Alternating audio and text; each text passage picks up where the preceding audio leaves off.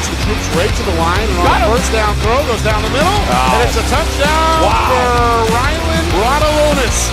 13-0 lead on the board in the first quarter. Jackson again was going to fish, and this time the pass is on the money. In St. John's Prep. Wow. This was good! And intercepted by Anthony Caruso.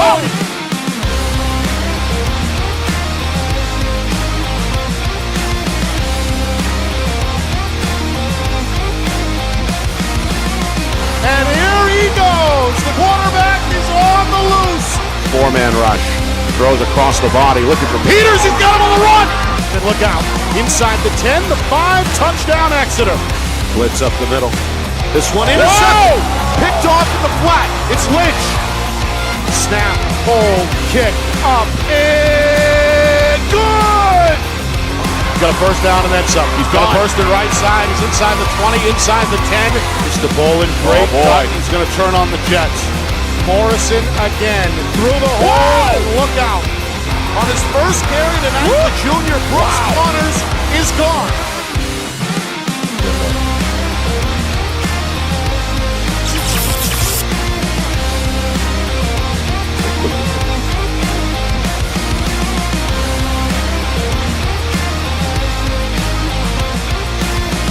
Well, hello everyone, and welcome here to Derry. Nick Anastas, Steve Beals with you, getting set for our Friday Night Lights New Hampshire Game of the Week, presented by Beals Insurance. It's the Londonderry Lancers and the Pinkerton Astros, the Mac Plaque game. Alive for yet another season. These two teams meet this week annually here, and this has become quite an event. As well, I can personally attest just a few minutes ago, the traffic and the steady parade of spectators and fans, both on foot and in vehicles, really for a mile, maybe a couple of miles out here, Steve. This is the epicenter of the football world, at least tonight. This rivalry just about as good as it gets. These two teams met in the final last year, the Division I championship game. That was a blowout win for the Pinkerton Astros, and they have not slowed down. 3-0 out of the gate. The latest victim, Salem, on this channel. We were there last week when they downed the Blue Devils 33-19. Up and down start for Londonderry. Had his team humming against Alvord in the season opener 33-7, but then back-to-back home losses against Concord and at the buzzer last week against Exeter has the Lancers at 1-2. So big spot for both teams. A little bit of a difference in the records here in week 4. No question, Nick. One of the things you look at with Londonderry, though, and I've been looking at it off and on all week, looked at it last night as we were doing our Gridiron show. If you look at the win there, it's decisive against Alvord, but that's been pretty consistent with most teams. But you look at a 27-14 loss to Concord, and then you look at Exeter, who's a 3-0, top-tier team in the league. They lost by 2 points, 23-21. So typical Jimmy Lozon fashion, with a sense his team gets better every year. You could argue that for both Pinkerton and Londonderry, Nick. They're both getting better. I have no doubt that Coach O'Reilly is well aware that Pinkerton played a pretty solid game there last week, and they got to be ready. Pinkerton, clearly, brass of the league, arguably could be number one, certainly number two if they're, for those who, Bedford and Pinkerton are 1-2, kind of a little distance there. We're in for a good one tonight. It matters not what records are. It matters not what past scores are with these teams. I was here an hour earlier and over an hour earlier, and the main stands were packed. Now they're filling, 4, 5, 6 deep over that side. They'll be flowing around here. They're up in the field with the field seats, with the grass seats. It's crazy. So, good stuff. The gem of the Mac Plaque series, these two teams, these two schools compete not just in football annually, but across the board. And keep tally. Of course, there is a plaque that goes to the winning school every year. Londonderry and Pinkerton met on this field in week number 4. It was a good game in its own right. We've seen a few classics, both regular season and postseason, on this field, especially as of late. Nick, the greatest high school game for a variety of reasons. So it brings all sorts of national, state, local, regional, local rivalry stuff. Was 4 years ago in 2021, when right in the middle of COVID, and we were fighting our way out of it, trying to get through it. And I came here this game, the spirit in this crowd was absolutely with both of these teams. And we're going to be, I'll never forget that game. Phenomenal game right to the finish. Tremendous spirit, and really felt proud to be a New Hampshireite as well as an American that night. These games just seem to have that. The bands have been over there practicing. Both will combine together. I'm assuming that's the only time they did. It's amazing how absolutely talented these two bands are. We heard it last week in Salem. Pinkerton band, fabulous. Londonderry's fabulous every year. We're in for a good one tonight. Yeah, we should see an extended halftime performance, a collaboration between the two marching band. As you know, two of the best the state has to offer. All right, Steve, let's talk a little bit about what we expect to see here tonight. Londonderry in a tough spot in a crowded Central Conference in Division I. A couple of heartbreakers, especially last week's game when Exeter kicked a game-winning field goal to down the Lancers 23-21. Still somewhat early in the campaign, but at some point the record starts to become the focus. So how big of a spot is Londonderry in on the road here? I'm sure the coaches and the players and the whole community knows that, how important it is. If you run down that list of teams to go, now they're at Pinkerton tonight. They're at Duxbury. No secret there, that program. That's an out-of-state game. Manchester Central, who's got what it takes offensively to score a lot of points. Not an easy win by any chance. I give Central a lot of credit for what Coach Ray's done there. Then they go to Salem. They come home to Salem, then Bedford, and then Wyndham, who's starting to move in probably one of the toughest schedules in all of the NHIAA as far as football is concerned. Pinkerton, of course, has Concord next up on the docket. It's been business as usual in season number 45 for head coach Brian O'Reilly. As his squad, well, they didn't surrender a point until week 3. Back-to-back shutouts against Wyndham and on the road at Central. Big margins there, 28-0, 41-0. And then another road victory last week. We saw them play well through 4 quarters against Salem. 31-19 is the final.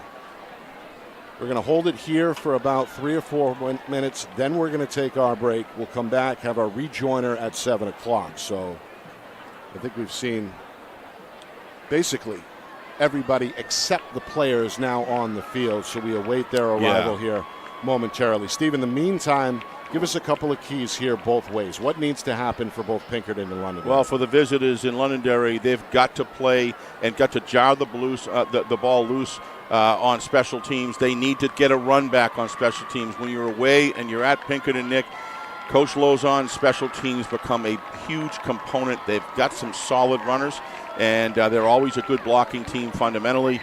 And obviously, when you're away, you need to score first if at all possible. Those are 2 keys for Londonderry. 2 keys for Pinkerton is going to be ball security and Coach O'Reilly utilizing and seeing where the weaker parts, if there are any, in the Londonderry defense, and to be able to attack that with a great running attack and a great quarterback as well. So those, to me, Nick, are the areas where their strengths. Pinkerton's defense is, and both of these defenses, I have tremendous faith in both of these defenses. They're extremely well coached, and they always rise to the occasion. To me, Coach Jimmy needs a big special teams play out of his group, and Coach O'Reilly has got to do what he did against Salem. Systematic play sequencing, which attacks the weak, looks where they're loading, be able to change and adapt to where the Coach Lozon's defense is moving, the direction they're moving.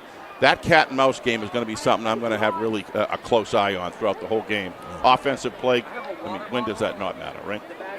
Gorgeous offensive line play. A gorgeous night tonight as well. 69 degrees right now. Temperature expected to drop a little bit, but should be kind of a warm night here. Not much of a breeze. A gorgeous late September Friday night here on Friday Night Lights, New Hampshire. There you can see a peek behind the stadium. That's the home locker room there on the left, and the home team getting ready to take the field. We've got a live rendition of the national anthem on the way as well. And, of course, we'll bring you the coin toss and then the kickoff at the top of the hour. So we're getting close. A few more things to get to on the other side of the break, and then it's game time. Pinkerton and Londonderry, the MacPac game, live here on Friday Night Lights, New Hampshire. It's our Friday Night Lights New Hampshire Game of the Week, and it's presented by Beals Insurance.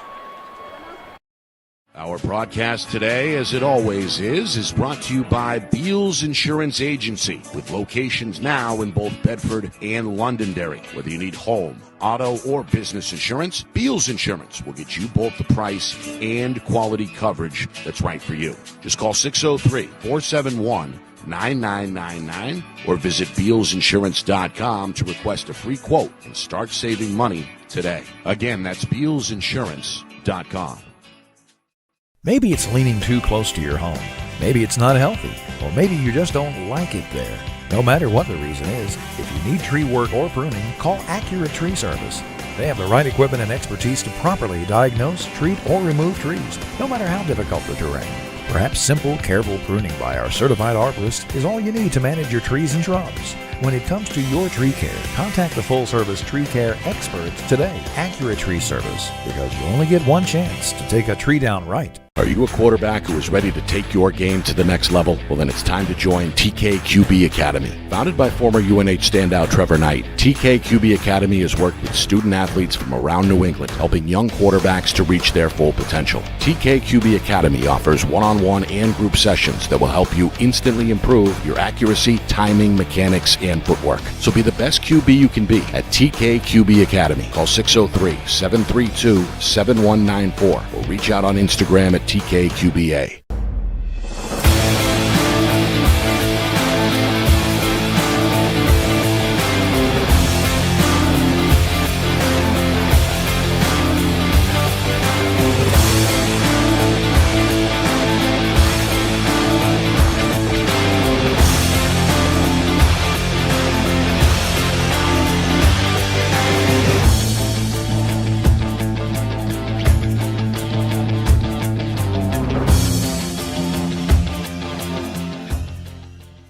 How can you reach your team's fundraising goals at no risk and no cost? MG Sports offers a variety of products to make your team's fundraiser a success. Their products include discount tickets, cards, and calendar raffles to hundreds of local merchants throughout the New England area. Don't waste another season. Raise more funds than ever before and become another football program in New Hampshire that sets fundraising records every season. MG Sports, fundraising made easy. Visit mgsportsfundraising.com to start raising money for your team today.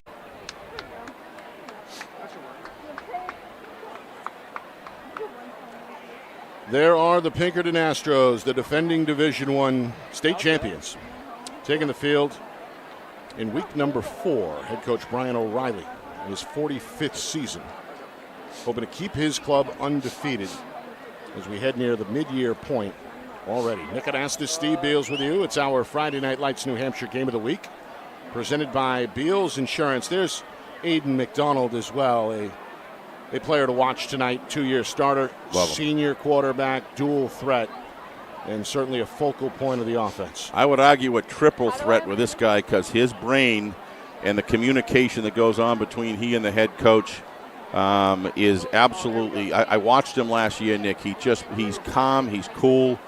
This guy, you need to recognize, you look at a gun, that the way this guy fires the ball, he can do it out of the pocket, he can do it on the run, he can do it from weak side, strong side, and from inside the pocket, Nick. He can do it all. I'm really interested in seeing what's going to happen tonight on the Pinkerton side of quarterback. As we know, Coach Lozon has had a long history as well of having great relationships and getting the most out of his quarterbacks. I would expect nothing less tonight. But the offensive lines are going to have to protect him. I do want to add an adjunct key to the game as well. And it's going to be, it's kind of humid tonight. And I think tonight, there's going to be a lot of perspiration, so to speak. Going to be a lot of energy given in this first half. Utilization of play and personnel, being able to move and utilize the quality of the depth of both of these teams is going to be critically important to master that. Because what you got to do is watch matchups. You got to be getting the right player personnel on the field, and the coaching staff, the assistant coaching staff of both of these programs, Nick, are outstanding. I know them, a lot of them, and these guys are very, very accomplished. And each game, from the head coach down, is sliced and diced up into responsibilities, and they're very, very well managed that way, and they manage their areas of concern. So, the player personnel, I believe, Nick, is going to be important tonight. Utilization. Well, this one's slated for a 7 o'clock kickoff. I don't think it's going to happen. Does not look like that is in the cards. With the bands still on the field here, we are getting set for the national anthem, and at some point the captains will meet at midfield for the coin toss. So perhaps running a few minutes behind schedule, but not too bad.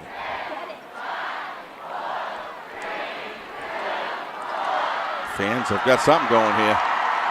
Start of the game, start of the official 7 o'clock. We are awaiting the home team. They are now gathered. I can see the Astros off to our right. Several thousand on hand. Oh, yes. A swarm of red here in front of us in the press box and in the stands. The Londonderry faithful have crossed the town line and have taken over the far bleacher, wearing blue and white and bearing a sign that says the Swamp. And there are the Londonderry Lancers, led by Jimmy Lozon, now in his 12th season, has guided the Lancers to 5 of the last 6 Division I state championship games. Unreal. They have finished runner-up the last 3, champions in 2019 and again in 2021. 1-2, however, on the campaign, hoping to end a 2-game skid with a win on the road tonight. Very junior-heavy roster. Meanwhile, here come the Astros.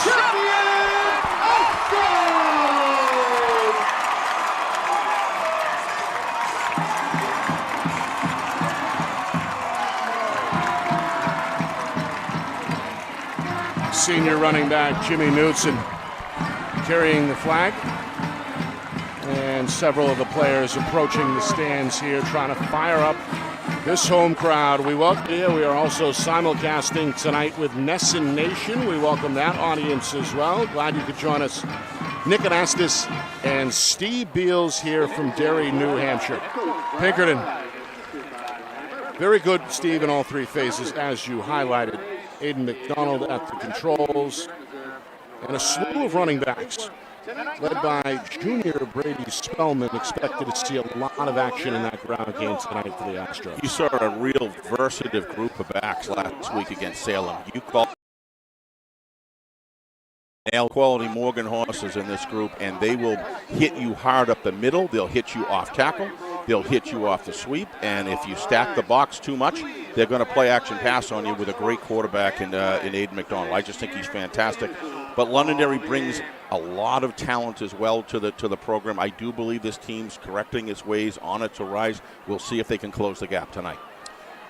All right, we are set to turn our attention to the field here. I believe this is going to be a collaborative effort on the national anthem. Oh, yeah. Between the Pinkerton Astro Marching Band and the Londonderry Lancer Marching Band. 2 of the best in the state, as we highlighted. They're set to perform again at halftime. But still awaiting further developments here,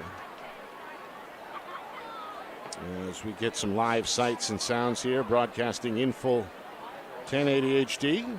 Glad you could join us. Quick reminder, we're back in action tomorrow for a doubleheader. Yeah. A week 4 triple header overall with tonight's kickoff. Tomorrow we are on the Seacoast. Exeter and Winnicott, 2 3-0 teams there, and that's a rivalry that goes back nearly a century. And then the nightcap, we're in the gate city of Nashua, as Bishop Girton plays host to Salem. So a big, fat, juicy weekend here of high school football on Friday Night Lights. Absolutely. You need a lot of napkins on the table if you're going to munch these 3 games, because let me tell you, when you look at BG and Salem, what a matchup, Nick. I mean, seriously, what a matchup. Then you look at that Winnicott, another 100, I think you said over 100-year rivalry there with Winnicott, right? Just under 100-year rivalry there. What a jam-packed weekend. I know one of our cameramen in particular has been non-stop chattering about this weekend. He gets so amped up, I can't begin to tell you. And Director Ben Beals and I had a nice conversation, and it looks like we're going to have the anthem. So here we go. All right, let's send things down to the field here for the live rendition. Commanded tonight by Cadet Chief Master Sergeant William Hadley and assisted by Cadet Lieutenant Colonel Dominic Dazio. Cadet Major Riley Bannister, Cadet Captain Tyler Cotillier, and Cadet Technical Sergeant Andre.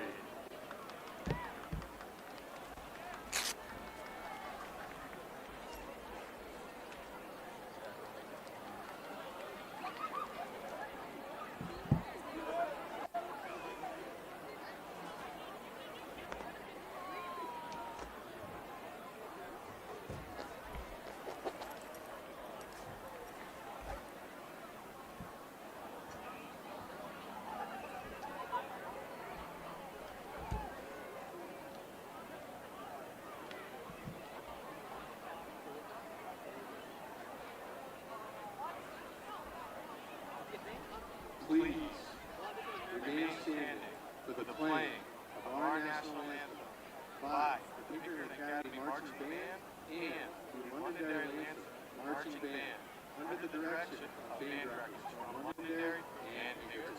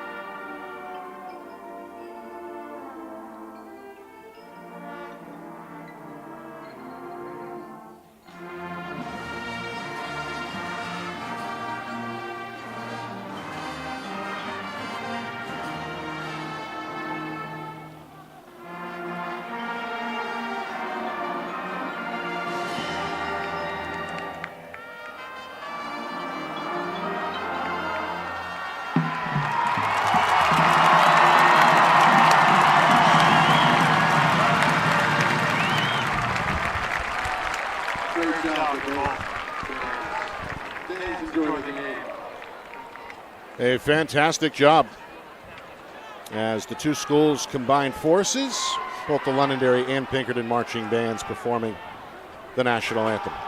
Here we are in Derry, getting set for our Week 4 kickoff between Londonderry and Pinkerton, part of the MAC Plaque Series, the annual fall competition across sports between these two schools.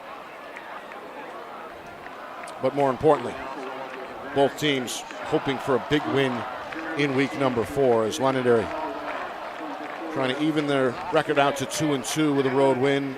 Astros on their home turf trying to stay undefeated. And as we talked about, Steve, both of these teams very explosive, very traditionally, and again this year, both sides of the football, but also really value the special teams aspect, that third wave, so to speak. Absolutely, but we've seen Coach Lozon look at special teams as almost an equal, if you will, in the course of a game as far as the type of what he wants. He doesn't just want to just kick it off, doesn't want to just return it, wants to add value to it, if you will, and most of the time it's served him very, very well. And when you're in a situation where you're a team that's starting to get it together, you clearly see you don't go 23-21 against Exeter if you're not moving your team, in the right direction. But utilizing special teams and adding some color in that can sometimes, if it's executed properly, close some gap. And I would expect that today. Just the one thing you're going to see today is you're going to see form tackling and form blocking that is as good as it gets at high school football, because and you're going to see the energy going, and the hitting in these games traditionally is fierce, and it's clean, it's chippy, but it's clean, and it's really this is high school, high quality high school football for sure, and you're going to see it tonight. There are the captains, Javion Teeter, big part of the program the last several years for Londonderry, the senior, the lone speaking captain. You can see the other co-captains waiting in the wings, 4 on each side, including Pinkerton's quarterback, Aiden McDonald. We talked a bit about him earlier during the pregame. Also, players to watch tonight for the home team, James Caruso, another senior, a vaunted member of that defense, has controlled the edge, the middle. Sonia. And the final captain, A.J. Scholes, a 5'9" member of that secondary and backfield. Speaking of great personnel, every time I go out in a big game and I see Steve Hall with a white hat on and his crew, I feel rest assured you're going to get a game that's called right. And you can pretty much say that across the state, but Steve has done it year in, year out. Great communication between his group. Leads by example and leads by consensus, building consensus on the field. And one thing you will see is all of his officials are in the right spot at the right time. So Steve's got a long history, certainly a good group coming here to manage the game tonight. Londonderry in their road whites. Blue helmets, blue lettering. They'll position themselves along that far sideline, right in front of their fans who made the short drive from Londonderry. And of course, in their home red, the gray and white, it's Pinkerton on the near sideline in a sea of red. Several thousand on hand here in Derry. It's a beautiful stadium. They converted this field from grass to turf a few seasons ago now, and it still looks brand new. It does. And they've done a great job here on the ground at the academy. And boy, was it great to see Salem brand new field for the first time. Right. Last week with Pinkerton at Salem. Pinkerton victorious in that game. I believe 34-19, something like that. 33-19. 33-19, okay, I was close.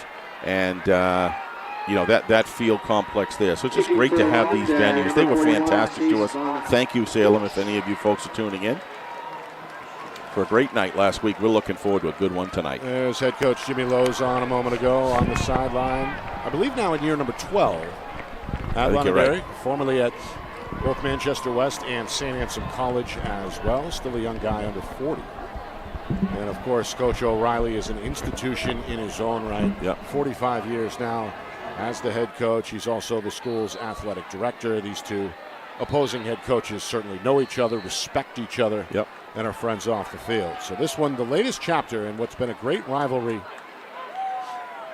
over the years, and especially lately. You talk about all the semifinals from a few years ago, and these teams were basically penciled in. Created a system now that allows teams like this to play one another. We've enjoyed that the last 3 years. Here's the Londonderry kicker, Chase Von Pickle, and this one is underway. It's a short kick fielded just inside the 30 by one of the captains, A.J. Scholes, and he is wrapped up along the sideline, shy of the 40-yard line, at about the 37. So here come the Astros, an offense to be feared. 28 points in the opener, 41 in a shutout win over Central, and then, as you mentioned, Steve, 33 in a road win last week. They are led by two-year starter, senior Aiden McDonald. Won the job as a junior last year and guided his squad to a championship 3-0 out of the gate in his senior year. He'll face a loaded bomb, flips on 1st and 10. It's Rice and Michoud. Around the corner goes the junior, and he's all the way to midfield before he's ridden out of bounds at the Londonderry 48-yard line. That's a 14-yard gain and a first down. Well, before we go to that, I want to just emphasize, didn't have a shot there too, but one of the things on that special teams, Jimmy Lauzon already integrating something unique in it where he kicked it short and is not going to give it to the deep returners. Just want to throw that in. Number 4 there on that last play. Terrific block. Up-tempo offense here on 1st and 10. The first pass ends up as an incompletion. A little high in the direction of former Londonderry Lancer Noah Rayau. Came over to Pinkerton in the offseason. The junior couldn't handle it. 2nd down and 10. Yeah, and taken there down by number 23. Adrian Cruz with all-body tackle right there. Well-formed, good-formed tackle there. Cruz, one of the Londonderry captains, on 2nd and 10. There's heat, and this one's incomplete. Trying to find Caruso, the aforementioned defensive end. Of course, he's also a tight end on offense. So 3rd and 10, 2 straight incompletions. Yeah, but that's an incompletion. That's a real good one by Aiden McDonald because he got rid of it before the sack, and it was a very high percentage, nobody around. Just he had to get rid of it early, but. So the Londonderry defense hoping to force perhaps a punt here on 3rd down and 10. They need a stop. Astros are looking for the 38-yard line, and there is a flag. The play is blown dead. False start. And the game's first penalty is going to be against Pinkerton. Well, I was going to use one of my keys to with as far as too many penalties, but last week I think we had quite a few penalties called in the first half, did we not, Nick? We did. And didn't seem to affect Pinkerton at all in that game. They came on strong in the second half. So, yeah, the Astros committed 11 penalties for 75 yards in the first half last week. But the second half they came out roaring. Ended up with a 2-score win at Salem. 3rd and 15. McDonald out of the gun, steps up and airs it out, looking for Michoud along the sideline, but it's incomplete. The receiver had the step on Londonderry's Jawad Saba, but nonetheless a Lancer victory here early. 4th and 15. Pinkerton set to punt. You're going to see here Michaud got slowed up real quickly there. He kind of came outside, he turned upfield, and the timing was just a hair off. But if you I always talk about, look at McDonald's arm right here. Look at the velocity. It barely gets 20 feet, 15, 20 feet off the ground, and it goes 40 yards, Nick. This guy's got a gun. Meanwhile, Londonderry with no return man here. Block formation. Going to dip the Gunners back now. Scholes standing at his own 35, gets off a quick one. Nice rush. This one is down the middle, takes a bounce inside the 20, rolls inside the 10, and it's going to be down at the 5-yard line. Nice kick. Special teams factoring in here field position-wise in the game's first minute. Yeah, nobody back to do a kick return, Nick. Just couldn't going to give it to him. I thought it might have had a chance there, but the ground seemed to soften that when the punt when it landed. And and a nice striker getting down the field and downing it on the 5. Let's get a chance here to see. Probably going to be a little conservative here within the 5-yard line, but the kicking game for Pinkerton, we saw it last week, Nick, is very, very effective. So Londonderry to bring their offense onto the field here for the first time.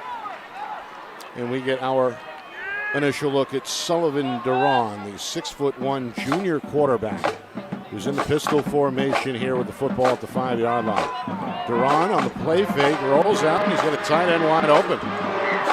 That's Davis McGarrion. He's going to roll his way across the 15 for a first down.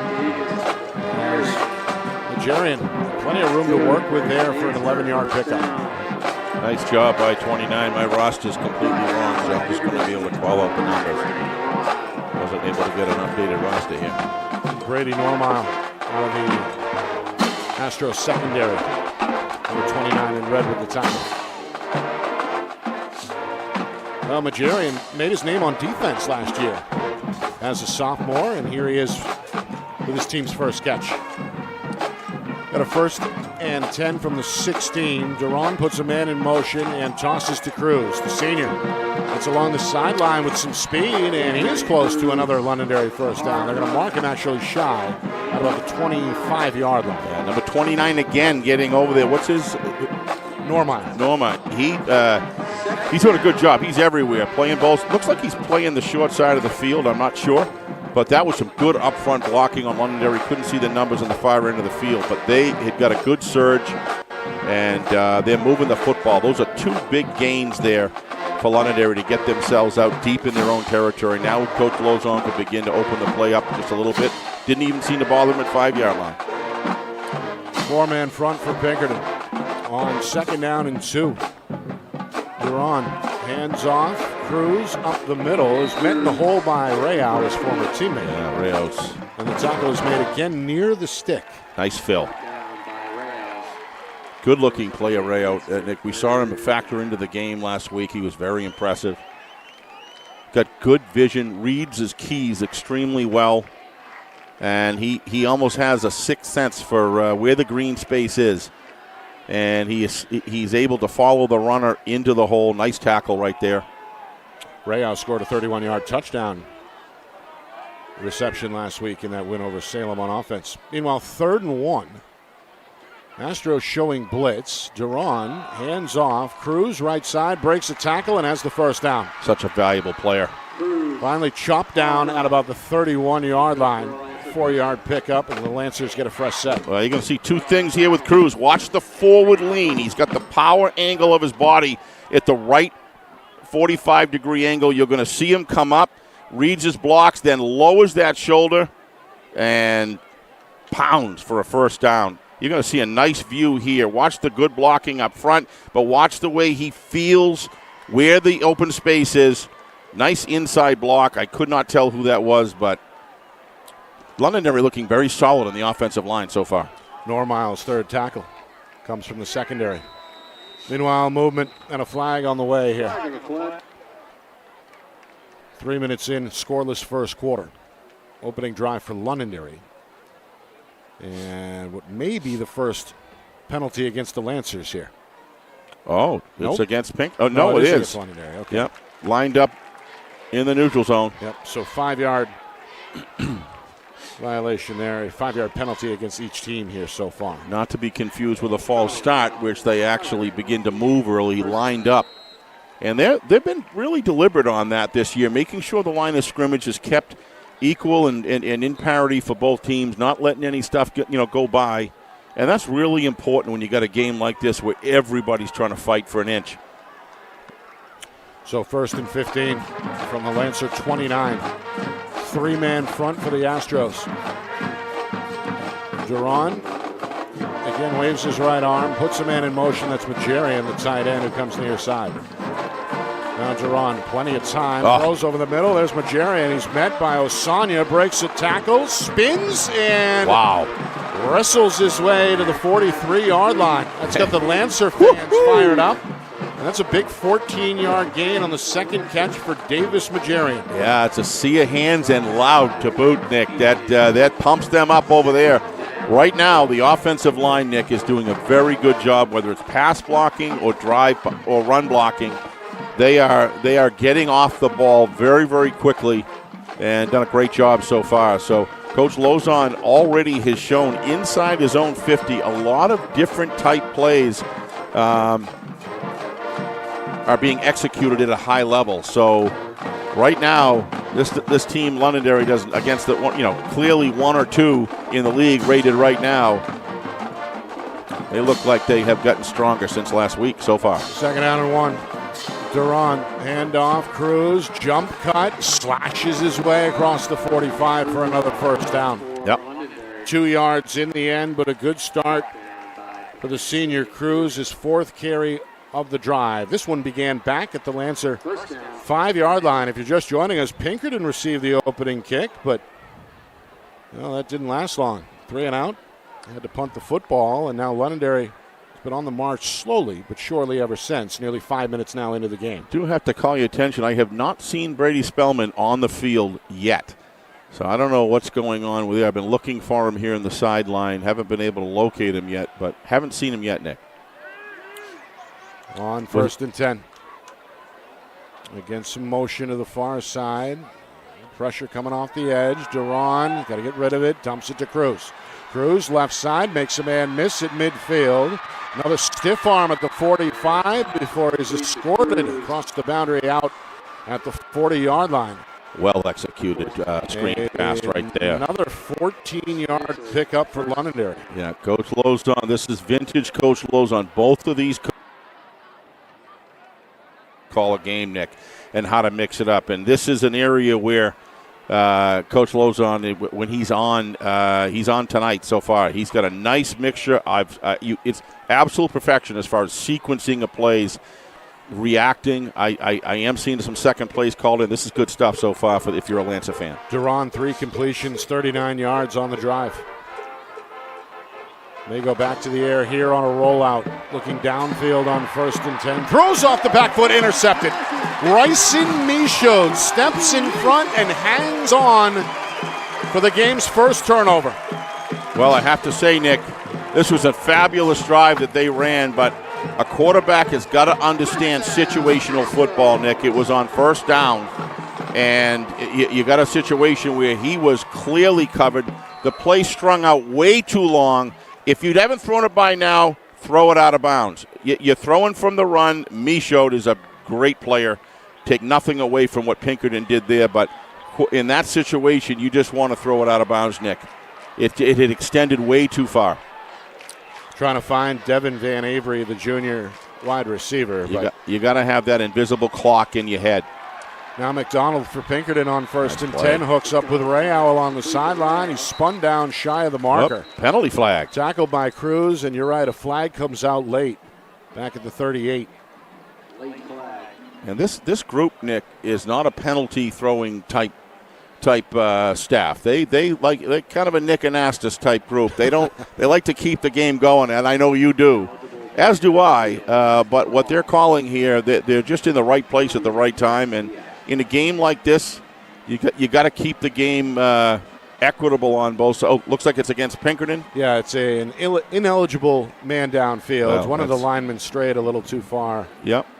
And was caught there at the tail end of the play. So it's a 5-yard penalty against Pinkerton, second of the night against the Astros, as we move toward the midway point of this first quarter. Yeah, I mean, the same thing came out last week the same way, Nick. Kind of a lot of penalties developing, and then they kind of cleaned it up, and they became lethal in the middle of the second quarter to the closing of the game. 1st and 15, McDonald again with time. Nice pass. This time he does find Rayau for a first down. Still going at midfield before he's finally spun down by the jersey by his former companion Aiden Chapman, the senior linebacker. But that's another big pickup. Well, this one goes for 27 yards. I'm going to call attention again. We love Trevor Knight here.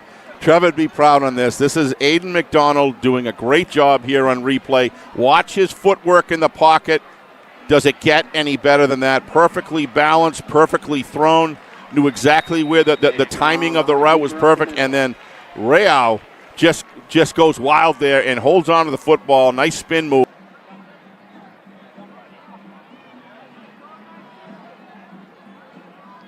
Gain of 4. From Jimmy Knudsen a moment ago. Nice head fake. Throw on 2nd and 4. It's Rayau, breaks a tackle and has a first down. Boy, that's a good. At about the 30-yard line. This pass game's starting to click here for Pinkerton. Well, the big thing here is what does Aiden McDonald do? He checks off to the right, kind of keeps the defensive backs over on the other side on their flat feet. And what does he do here on the replay? Boy, they're running a fast tempo here. They really are. Low snap here on 1st and 10. McDonald going to run to his left. Can do it all. Chopped down inside the 20. At about the 18-yard line, that is good for an 11-yard first down. Yeah, this is just good leadership. Both quarterbacks done a great job. Little error there on the interception, but both our quarterbacks looking solid overall here. 1st and 10, back to the air. McDonald escapes to his right.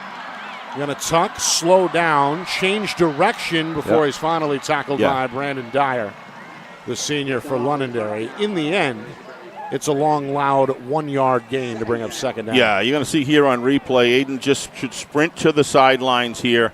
He's got that kind of speed. I believe he had the edge, and if not, just grab what you can on the steep angle here. Second down. Yeah, he had that out there if he wanted to. Quick throw, Rayau. It's low, and he barely able to control that one off the ground. Sorry, Nick. Can't take your eye off the field here, Steve. Still watching. It's NASCAR out there. As this has been a no-huddle effort here for Pinkerton. That one for Rayau is his third catch, goes for 3 yards. 3rd down and a long 6. Football at the 15, heading toward the 4-minute mark. Toss play, Michaud, met in the backfield by Majarian, somehow escapes.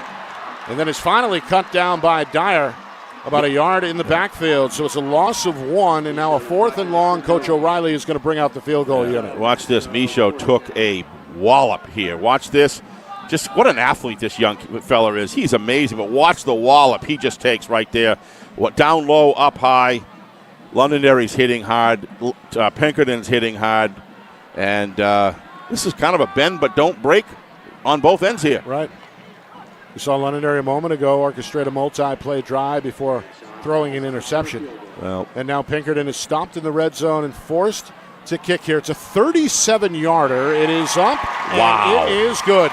Nick, you noticed It's him. inside the left upright. That's John Pappas, the 5'9" kicker. And yes, Steve, we talked off there. Last week. Both of these kickers tonight known for their strong legs. Yeah, well, I was talking about the Salem game. I think it was 42 yards or something like that last week? Was that what it was? 36. This one 36, 39. 37. Yeah, same distance there. This guy's got a leg, and the accuracy, that's just good ball right there. So special teams for Pinkerton kicking in here, getting on the board in what appears to be so far a game where the defense is able to, start. Both defenses are stopping red zone activity, and that 3 points could be a big factor.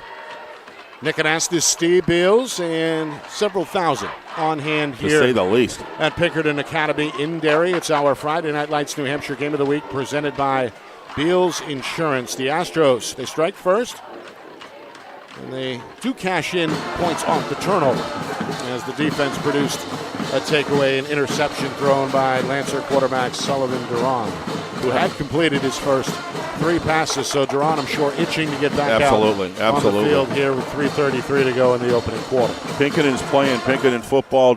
Never expect any less. Londonderry is not playing by a 1-2 team by any stretch right now against the one of the top 2 teams ranked in the league, depending on what you think. Bedford and Pinkerton clearly have demonstrated that. Londonderry playing head-to-head right with them here. This is a big offensive possession for Londonderry. I believe their first opportunity to run the ball back on a kick return. Yes, Astros received the game's opening kick. And Coach O'Reilly. This one is a rainbow into the night sky and handled at the 5-yard line. A jump cut made by Kalen Murphy, the junior return man, gets him up to the 20-yard line. So Duran and the Lancer offense, who did move that football on their opening drive, but again, the interception cost them. You want to see the pride in the plaque. You're going to see it right here. Watch Pinkerton come in full speed, bang, bang. Look at that. That's real football right there, folks. Special teams takedown by Vincent Ventura, the senior defensive lineman. The MAC plaque just kind of takes everything else out of it, and it's kind of a focus there, and it just gives itself to pride between these two communities goes way, way, way back. Well, of course, Lancer high school students prior to the building of Londonderry High School in 1982, right, were Astros. So there's several generations with a lot of different ties. On the rollout, Duran, pump fake, got a man on his back, throws a completion. Nice catch, made along the sideline, and that should be enough for a Lancer first down. He's got to start hitting these passes earlier, Nick. He was open by a mile. Watch here. Watch as he rolls out right. He's got the same receiver with nobody within 15 yards of him here, and he's got to pump it then. There was nobody there, and he may have been able to turn around and run down the field another 15, 25. Yeah, you're going to see better here. He's just pulling the gun just a little bit late. He's wide open right there. Got to throw it then, but give him credit. He still pumped it late, and fortunately for Londonderry, he was still open. 14-yard pickup. You ready for this, Steve? By Jackson Real. Jackson Real. Wow. The freshman receiver able to haul that one in despite several defenders in the area. Now on first down, Cruz on a right side run. Looking to protect the football with 2 hands. Gets up to about the 38-yard line for a 4-yard gain to set up second down and 6. Well, the play calling that both of these offensive coaches, Nick, minded coaches, are coming out with here are absolutely fantastic. I'm having a lot of fun. Generally speaking, offensive type guy, I just love it. I love the way they're mixing it up. They got screens. They got great sequencing, using the whole field, rolling out weak side, rolling out strong side, head fakes. Check downs, the whole 9 yards. We've got it all going here. Makes it so much fun to watch. A chess match early on is expected between these two vaunted head coaches. Another screen. This one is going to produce another first down. It's Devon Van Avery on his first catch, second target, up to the Lancer 46-yard line after a pickup there of 15. Very disciplined. You got to be disciplined on a screen. You can't have an ineligible man downfield, and they've done 2 of those. Now I believe that's the second one that he's done at least. and both have been very, very effective because of the execution. Looks like there's a timeout here for either official or Londonderry, I believe. It's an official's timeout here as our referee tonight, Steve Hall, discussing something there with his crew. That'll grind the game to a halt with 100 seconds remaining in this first quarter. Pinkerton out in front 3-0. Yeah, I think what it is, Nick, is they're having a problem with the sticks over there, the line of scrimmage stick, trying to fix it. Yep.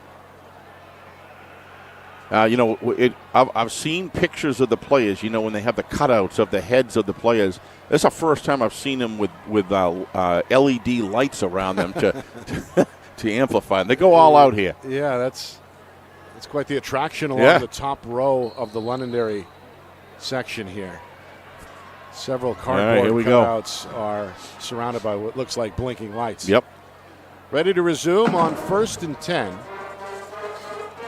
It's the three-man front. Cruz goes straight up the middle looking for midfield.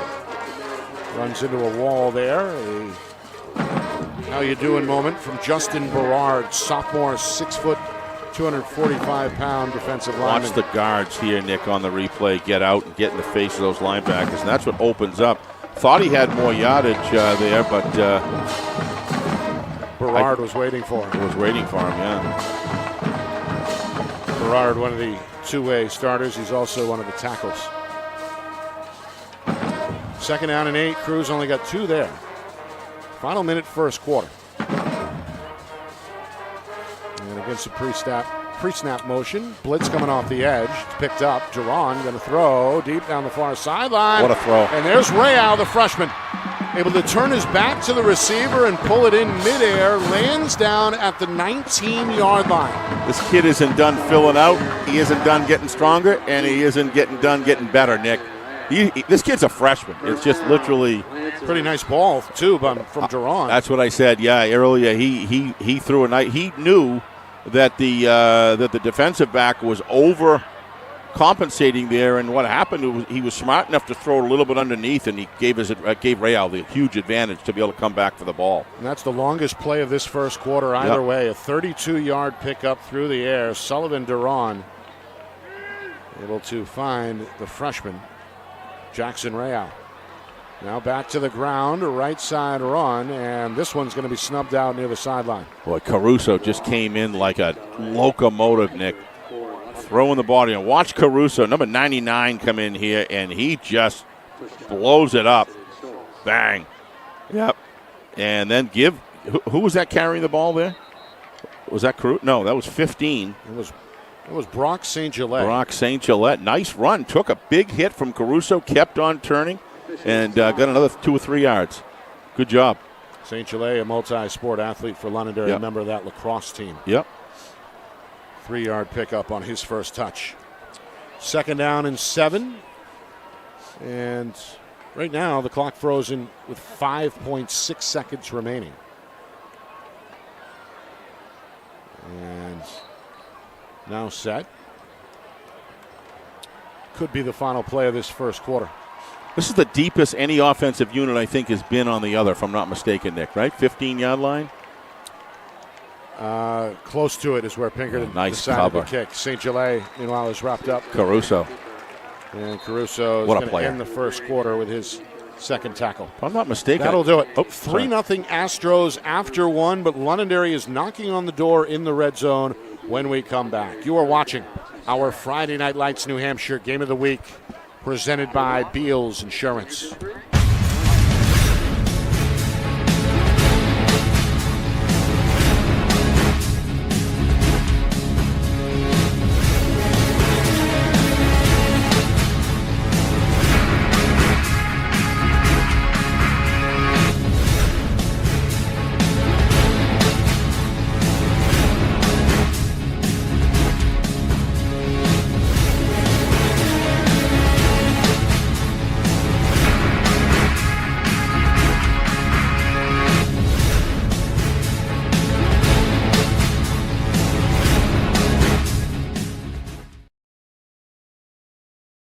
broadcast today, as it always is brought to you by Beals Insurance Agency, with locations now in both Bedford and Londonderry. Whether you need home, auto, or business insurance, Beals Insurance will get you both the price and quality coverage that's right for you. Just call 603-471-9999 or visit BealsInsurance.com to request a free quote and start saving money today. Again, that's BealsInsurance.com.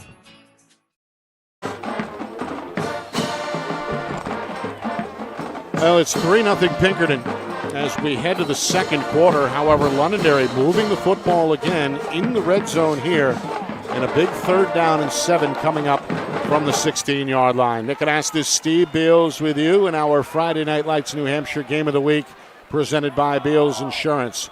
Coach Lozon going to stick with the ground game, and Cruz is wrapped up and stopped by A.J. Scholes. Well shy of the first down marker. In fact, no gain on that run, so a 4th down and 7. We saw the Astros get on the board late in the first quarter with a 37-yard field goal from senior John Pappas. A.J. Scholes, we saw him come on last year, Nick, if you recall.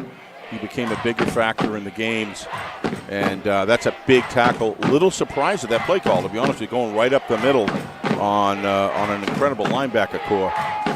Londonderry threatening to go for it here on 4th and 7, and now we have, I believe, a timeout. Well, if you're going to go, if you have the timeout, that might be a good time to use it. Wanted to see the defense Coach O'Reilly was going to, and his staff was going to put out there. Why not use it? Now we still got the opportunity to say, hey, do we have the leg here to kick it in the kick this field goal? I believe this would be 16 and 32 yards, somewhere around there probably. So what I saw in pregame looked like he did have the leg for this, but it'd be interesting to see what Coach Lozon does.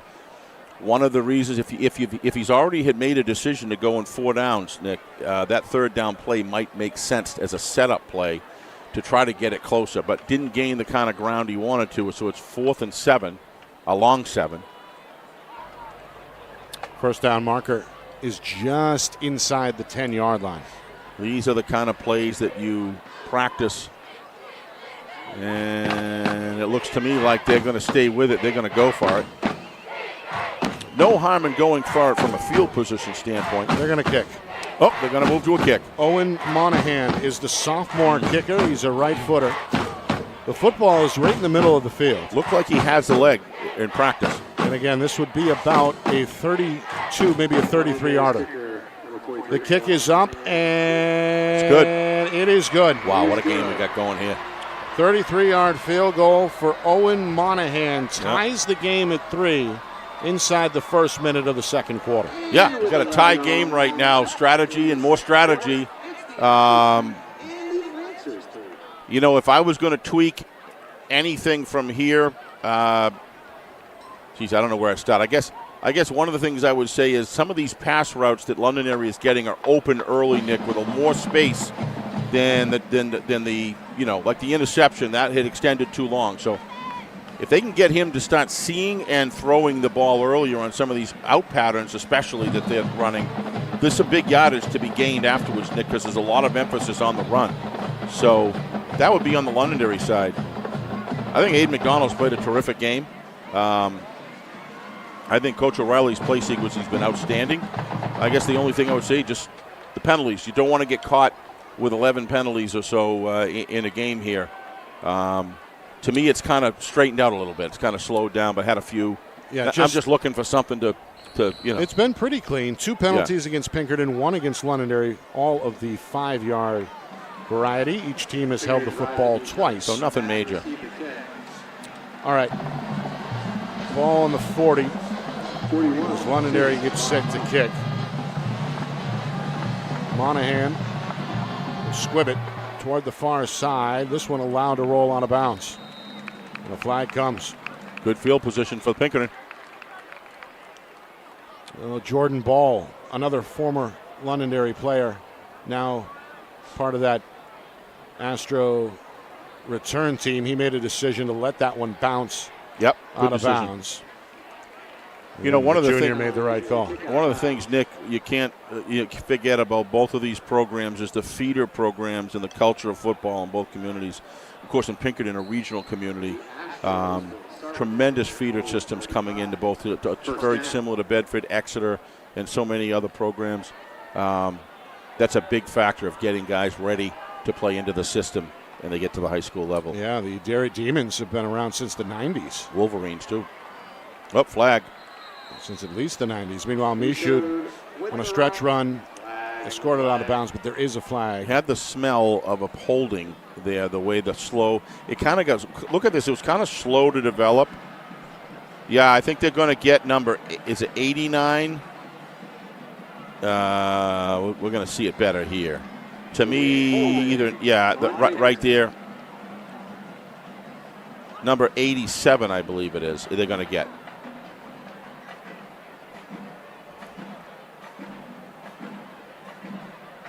May have been the tight end, Brady Blasco. Yeah, I can't see from the. I can't see the number from the far side. Yeah, it was 87. I'm getting a little help from our director. Thank you, Ben.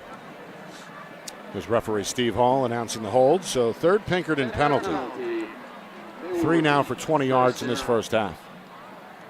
And this is not the way you want to start a drive. I was talking about that earlier, Nick. You got to stay away from these penalties when you're offensively trying to move the ball. It's so critical because offense has to meet the challenge of getting 10 yards and 4 downs. All 3 Pinkerton penalties have been against the offense. Joe Osanya, hard run to the left side before he's collapsed at about the 31-yard line. Combo tackle there from Lucas Palma and Brandon Dyer. Yeah, that's oof. Dyer has been particularly busy for Londonderry. Watch this. We talked about this the other night. Somebody's get high, somebody's got to get low, and you've got that right there. And Osanya got crunched, just a 2-yard pickup. Yep. Well, we were talking in the South Bedford game where they were all beginning early in the season. South's a great football team, no argument there. But you've got to get these quality runners. You've got to get them. Somebody's got to grasp something to slow them down, and then team tackling coming in. 2nd down and 13. McDonald's going to go back under center against a 4-man front. Lancer show blitz. Going to toss to his right. Michoud forced to go upfield, and he's lucky to get a yard. Now that was Davis Majarian setting the edge there. Slow develop. Yeah, he changed the play.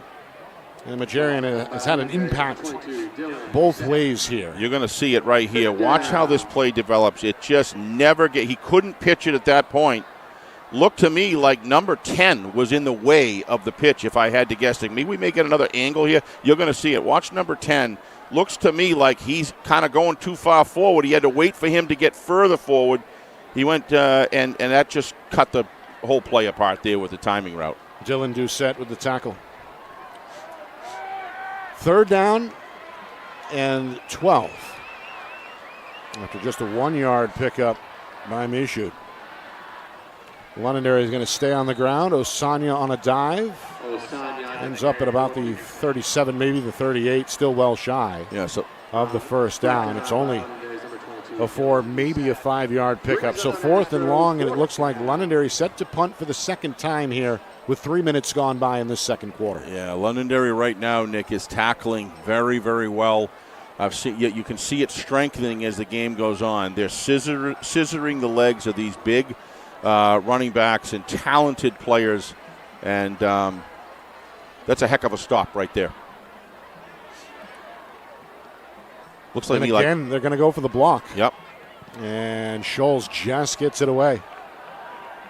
It's going to be, in the end, pretty good punt as it rolls inside the 30 and is down at the 29-yard line. So Londonderry a chance to take their first lead here with 3.5 gone by. They're going to come out 1st and 10 at their own 29. Look at the strategy again on special teams by Coach Lozon. Not going to waste his time having punt returns, and we know why. He doesn't want to run back. He doesn't want a loose ball. Doesn't want to fumble. We'll trust our offense to take it wherever it lands. Well, that time it kind of paid off because the kick didn't go anywhere once it landed. And he gets a tremendous amount of hang time on his punts. So I think he believes that he's not going to get that much yardage anyway, and it isn't worth the risk. So we'll see how that plays out as the game goes on. There he is right there. So Londonderry, they've played 2 quarterbacks so far tonight. The majority of the snaps have been taken by this kid, Sullivan Duran. He's got another completion. Majarian able to reel it in the flat and fight his way across the 35 to the 36-yard line. That's a 7-yard gain on the 3rd catch by the junior Davis Majarian. If you want to see how to take a big man down, it happens from both these teams. They're well coached on tackling. Watch this. Don't tackle him high around his shoulders. Break down. Keep going for the lower part of the body, and your friends will come support you. That's just outstanding job. That's Aiden Chapman, the senior. Yeah, just well done, Nick. That's what you want to see, and that's how you win ball games. 2nd down and 4. He wouldn't stop going for the lower third of the body. Sullivan out of the pistol, handoff Cruz. Going to bounce it left side. He's got a 1st down. Special play. Tiptoes over the 40 and ends up at about the 43. It's an 8-yard gain for Cruz. He's been taking carries, Steve, at the varsity level since his sophomore season and is now the focal point of the run game. He's been busy in this first half with 1, 2, 3, 4, 5, 6, 7 touches so far. And he was hungry as a sophomore to get the ball, Nick. Not just saying, hey, I'm playing varsity, that's good. Give me the ball. He wanted it bad. And Coach Lozon is very well known for giving the seniors that have earned that respect. And he's given that right now to Adrian Cruz, and Adrian's given his football team what they need right now to stay in drives. Meanwhile, Coach Lozon in direct communication with the junior quarterback, and may have just changed the play. 1st and 10, 3-man front for Pinkerton. Left side run, Cruz is brought down from behind. Tackle 25. Now that's Aiden Chapman again. Got him around the ankles to make the stop there. No gain. Oh, they give him a yard, I guess. 2nd down and 9. Yeah, who wants to tackle Adrian Cruz around the waistline in the sense he's thick, it's all muscle, he's rugged as a bull. You've got to take those knees and those ankles out from under him. That's just a great job by Chapman. That's not his first. That's like his 5th or 6th tackle, I believe, already, Nick. Let's pump the brakes a bit. He's got 3, but 2 on this drive. I'm working off a roster from the Jamboree. Maybe he's got 6. I thought he had more than that. He's certainly been involved in that many anyway. I've seen his number. Meanwhile, good pump fake here on 2nd down, and making something out of nothing is Duran as he rolls over the 45 to the 46 for a 3-yard pickup. Give Duran credit. Let's take a look at the passing patterns here, if we can, really quick, when he's on the sideline taking direction from Coach Lozon. There we go. You're going to see it right here. There's just things closed up on him. Thought he had an open there, but again, he's not throwing early. Over there, it looked like Rayau over there in the far end was wide open, and he's just not seeing these guys in the early part of their pattern. They're giving him a tremendous amount of soft room underneath. He's got to start hitting these guys. Well, he needs to do it here. On 3rd down and 6. Play fake under pressure, and he's got Majarian again. 1st down and then some. The big tight end lowers his shoulder and is all the way down to the Astro 34-yard line. An 18-yard pickup there as we cross the midway point, 2nd quarter. Well, give this young quarterback credit. He did a good job. He rolls out and he lofts it right so Najarian can turn around and get yards after the catch. Like to see Najarian go full speed in that, Nick. Don't slow down. Go full speed to the corner, and if you can cut up, feel great. But look to me like he might have been lining up a block. And a lot of times these big guys, when they get tackled down low like that, they end to start getting hesitant to protect themselves, a la Gronkowski. And you can understand why. They're trying to protect themselves because when these guys are coming in like torpedoes, that's the first response. 1st and 10 and a whistle.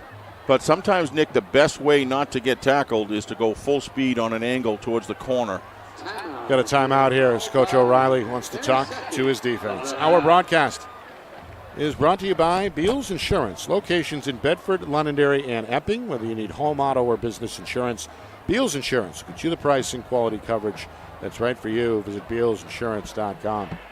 Also by MG Sports Fundraising. That's fundraising made easy. MG Sports Fundraising is the official fundraising partner of Friday Night Lights New Hampshire. Visit mgsportsfundraising.com.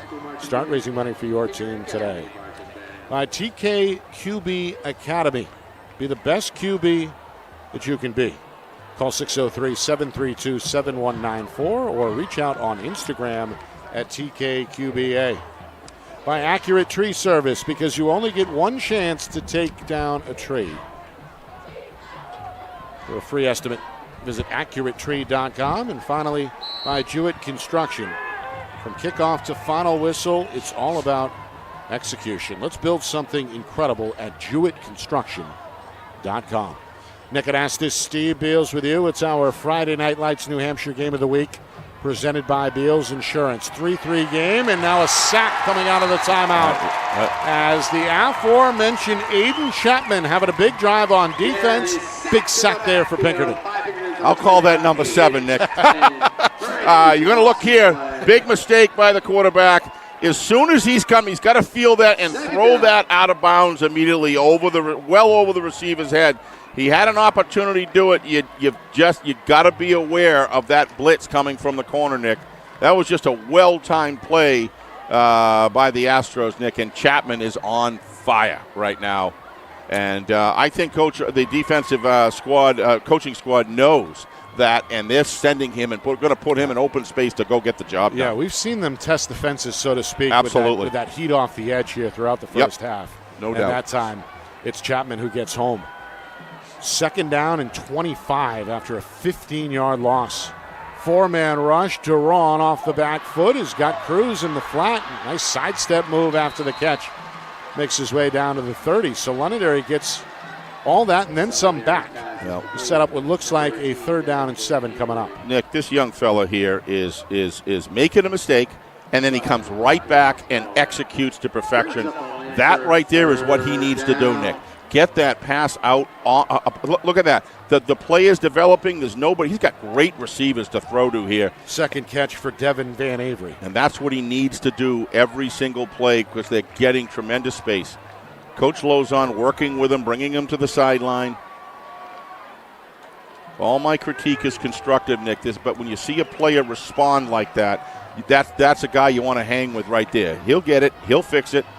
How about 9 completions for Duran in this first half? The passing routes that these guys are running. Looking for number 10 here. Very Instead, lucky. this one is tipped and incomplete, nearly intercepted by Real. Instead, it's 4th down and 7 with just over 3 minutes to go until halftime. And now Londonderry going to keep the offense, I think, on the field here. Yep. Field goal probably too much to ask for. It'd be about a 48-yarder. Yeah, well, these receivers, Nick, have been so effective. It almost makes you feel like if I'm not going to get what have I got? Potentially 29 yards to gain? What's the sense, right? I might as well go for it right here with a player personally get. I'd be looking to get Cruz on a delay pattern out in some open space, have those receivers blank downfield, open up some space for Cruz. I bet you he can get it. 4th down. The first down marker is at the 23-yard line. And now we get ourselves another timeout. Pinkerton wants to make sure that defense is set with 3 minutes to go in this second quarter. Coming up at halftime, lot to get to. We've got an extended halftime edition. Both bands set to collaborate again as they did pregame for the national anthem. They're going to perform their sets at halftime back to back. And we'll have them on the air. We will. And of course, we'll tally up some of the statistics, get a full recap. And, of course, your favorite segment, some out-of-town scores. Yeah, finally. On a busy week for Friday night. So Nick, a lot to get to coming up at the break. Look at the depths on the end zones here. This is just something. The whole field up there on the center right of the scoreboard is packed as well. I don't know what you estimate. There's got to be 4,300 here. There's got to be. I was thinking between 4 and 5 is what we usually get here. Again, this is a big deal. We circle this game whenever the schedule comes out. Yeah. And it's baked in at this point. The Mac Platt game in week number 4. 4th down. Big play here. Set to go for it. Sullivan's going to put Cruz in motion, take the snap, fake the handoff. They got him. Backpedal, throws. He's got Cruz left side. And he is met by play. Jordan Ball, his former teammate. well shy of the first down. Tackle made at the 29-yard line. So the Astros get the stop they were hoping for. And now the offense takes over with one timeout to work with, 3:06 on the clock. Well, one of the things you look for in a play like that is you've got your best offensive player the ball in open space, Nick. You can't ask for more than that. Good throw, gets it, but Jordan Ball picks it up. How hard is it to get a guy like Adrian Cruz down? Jordan Ball's a guy to get it done, and he did it. And these are these one-on-one matchups with great personnel, well-coached players just going at it with each other. And big guys, big players make big plays. And there you go right there. So Ball with the one-on-one tackle. And now the Astro offense huddled up on the field. Aiden McDonald. Jordan hangs on. He's got 3 completions in this first half. May have to come to life here. 4-man front on first down for Londonderry. Pinkerton going to hand off up the middle, and this is a big gainer. Osanya.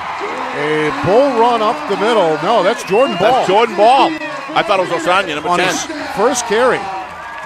Plunges into Londonderry territory. It's a 22-yard gain. Okay, watch the hole. Watch the hole. Look at the kick out by number 54. What an unbelievable block. And Jordan Ball, you give him that kind of space to run and get in the open. He's going to plow. Can we see that one? No, next time. We'll see it again later. Taken down by Van Avery. Again, tempo's up again, Nick. 2:40 and counting. 1st and 10. Right side run. Knudsen is spun down at the edge. Number 8. Been a big first half defensively for Brandon Dyer. Sure He's has. got a team-high 4 tackles for Londonderry. Yeah. The players, you always know a good team, Nick, when the players that are designed to make the tackles are making them. Right. That means your defensive lines are doing a tremendous job tying up, controlling double gap, getting separation, forcing the offensive linemen to commit to them, and opening up green space or vision for those linebackers to make the tackles. And now the next thing is, do they do it? They have on both sides of the ball today. 2nd down and 10, 2 minutes to go. And this one is jammed up. They're going to mark it for a loss. The question is where, as Londonderry comes swarming at the head of the pack, is Dylan Doucette. Yeah, they got it at the 50, Nick. Second tackle for the junior. It's a loss of only 1, 3rd and 11. Boy, talk about getting met at the line here. You're going to see it on replay. Watch the swarm. Look at number 72. Takes up 2 men, number 72, and that's what just opens up gaps for the linebacker core to come up. Watch them come up. Look at number I'm going to get his number because, boy, does he deserve it. Look at the way he comes in. Number 25, I believe it was. Nick, this is just a great game to watch. These are just great teams. Tom Zyra. Yeah. Londonderry's going to do some damage, Nick, the way they're playing right now. We know Pinkerton was coming into the game. Londonderry's playing at a high level right now. On 3rd and 11, it's a rollout. Oh, what a play. Going to flip it to Knudsen, and he's got some space. First down and more. That play works along the sideline as they get it down to the 32. A 17-yard pickup to Jimmy Knudsen. This is a cat-and-mouse game, Nick. It's just fantastic to watch. Okay, Coach O'Reilly and defensive coordinator say, you want to bring everybody in, then we're going to screen you. We're going to out-pattern you. We're going to release a receiver late and get to open space, and then there's nobody left to tackle. It's just a great play call in response to Londonderry's great defensive work. They loaded the line again, and they paid for it that time. That's what just makes this game so great. Braden Aders with the stop. Do you remember the way where you had the numbers, you had the minor and all that other stuff? Stratego, right? Was it Stratego? Gonna have to check. Oh, man. Meanwhile, I'm dating myself. Another whistle. And Pinkerton going to use, I believe, their 3rd and final timeout here with just under 1 minute to go. Not sure what that was for because Coach O'Reilly had his hands kind of looking up there, hands on his forehead looking up. I'm not sure if that was just for no reason or it was because he didn't necessarily want to call that timeout but felt he had to. I don't know. But, Nick, we're just seeing some great play calling on both sides. We're seeing great defensive play calling as well. Yeah. And then the offensive team that's on the field makes an ante up, if you will, on that and calls the right play in response to it. These are seasoned coaching staffs, players that have had the opportunity, Nick, to grow in this game since they were little. So many of these young men, and this is the kind of football you get. Pinkerton, they led 3-0 after the first quarter. Got on the board late in that frame with a 37-yarder from John Pappas. Londonderry returned the favor with a 33-yard field goal from sophomore Owen Monahan. You got the first minute of this second quarter, and it's been really back and forth since. You got 60 seconds here. This is a big time for Aiden McDonald to show his stuff. He's shown that he can lead a team down in short order. On first down, man in his face. There it is. Throws a rainbow to Rayau's. Got the catch just shy of the goal line. They're going to mark him down at the 1-yard line. It's a 30-yard hookup as Coach O'Reilly goes to the air. What'd I just say? I love this guy. He's a big player. I'm just saying, if you're a college at whatever level and you're looking for a quarterback that has those intangible items and just extremely mission-oriented, look at that. Look at the relationship that Coach O'Reilly has with him. Full trust. This guy's the real deal. Look at that pass, folks. How about the reception as well? Came back to the ball. A la Randy Moss right there. Look at how he comes back for the ball. Had the defense, behind. That's just, haven't scored yet, Nick, in all fairness. They got to score. That's a great defense. But Aiden McDonald. 5 completions now. 4 of them have gone to Rayau. Rayau with 68 yards receiving. Yeah. We had a timeout here. Don't be late to get on his wagon. Is going to call their final timeout. Wasn't sure if they had one left or not. I thought that was it too. Sorry. So timeout I'm here. I'm amped up, Nick. Sorry, I can't control myself. I hope that's not a coffee in your left. It is. It's my third one today, and I didn't really need one today with knowing it's Mac Black night. All right, we've got 12 seconds here, and what looks like a first down. Now Pinkerton is out of timeout, so they call a run play here. It gets stopped. Yeah, things could get dicey. Yeah, I mean, I don't think he wanted to use that, but what you've got to get your plays. What Coach O'Reilly wants right now is 7. He doesn't want 3, and and it's very, very important. When you got a quarterback that can go read the line, he may give him. It was Stratego. Okay. It was a great game. But anyway, back to this one. 1 yard away. The thing about Aiden McDonald is he's smart enough, Nick, where you can bring him to the line and let him make the decision based on what the defense have said.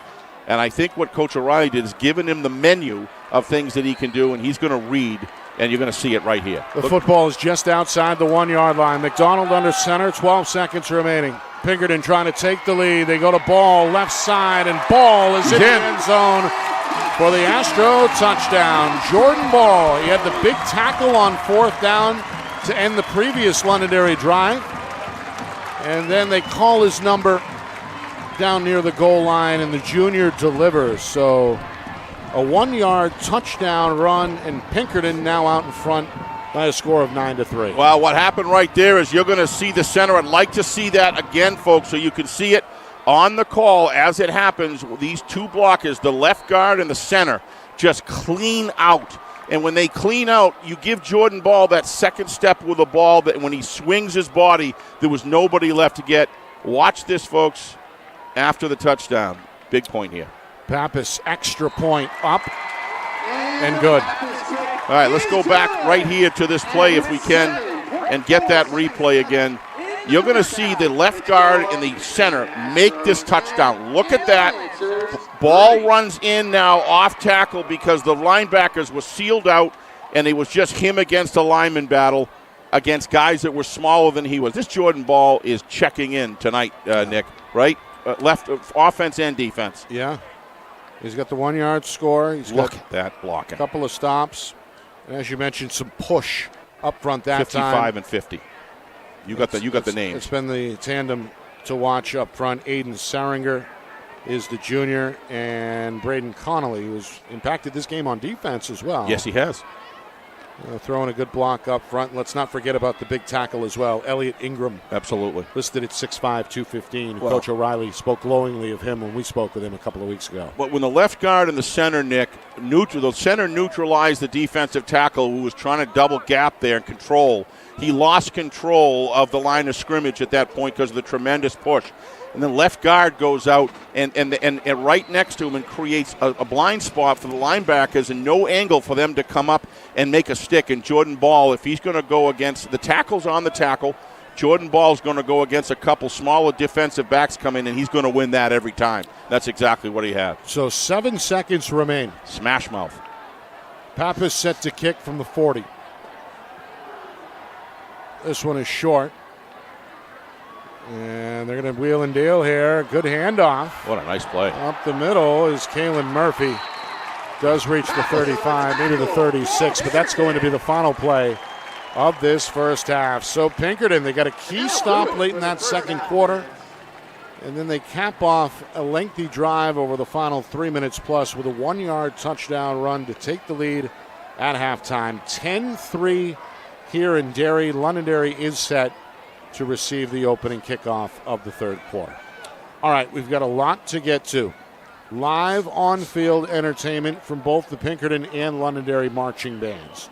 Plus stats, highlights, and an out-of-town scoreboard as well. It's a busy week 4, including a battle of unbeatens in both D1 and D2. So we'll check in on all of that coming up in just a few minutes. 10-3 Pinkerton at halftime. You are watching our Friday Night Lights New Hampshire Game of the Week, presented by Beals Insurance.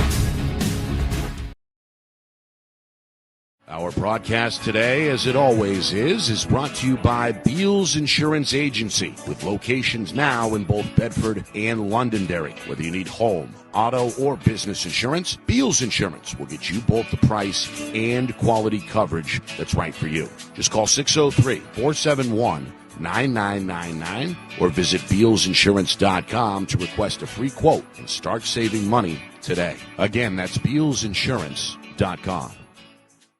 Maybe it's leaning too close to your home. Maybe it's not healthy. Or maybe you just don't like it there. No matter what the reason is, if you need tree work or pruning, call Accurate Tree Service. They have the right equipment and expertise to properly diagnose, treat, or remove trees, no matter how difficult the terrain.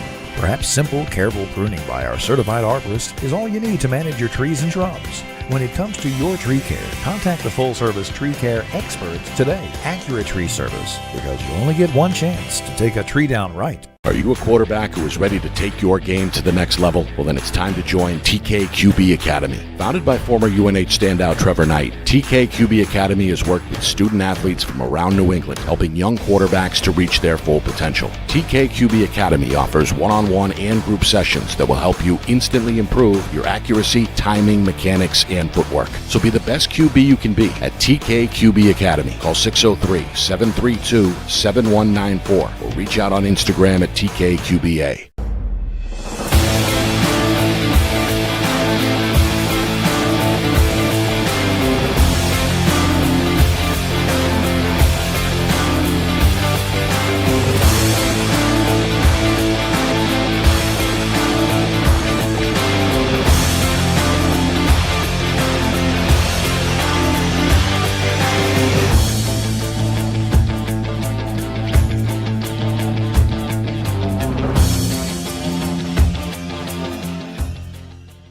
How can you reach your team's fundraising goals at no risk and no cost? MG Sports offers a variety of products to make your team's fundraiser a success. Their products include discount tickets, cards, and calendar raffles to hundreds of local merchants throughout the New England area. Don't waste another season. Raise more funds than ever before and become another football program in New Hampshire that sets fundraising records every season. MG Sports, fundraising made easy. Visit mgsportsfundraising.com to start raising money for your team today.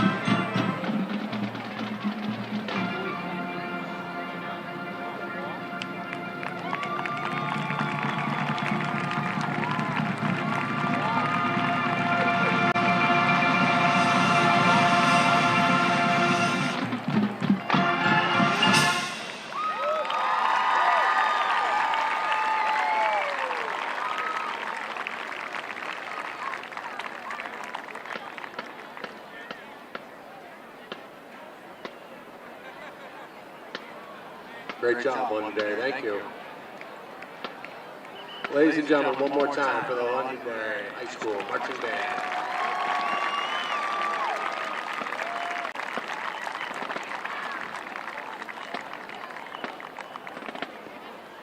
Now, fans, taking the field, it's your Pinkerton Academy Marching Band! This year's show is titled Rewind. Tonight's performance opens with Carnival 9, nets, handbags, and glad drags. The show concludes with Hymn of Axiom and Joy. The band directors are Jamie Baccia, Mike Adams, Ian Nelson, and Andrea Johnston. The drumline instructors are Jeff Zoskowitz and Travis Fitzgerald. The band is led in the field by drum majors Kira Brochu, Rebecca King, and Sage Koenig. The drumline captain is Sarah Raza. Please welcome the Pinkerton Academy Marching Band!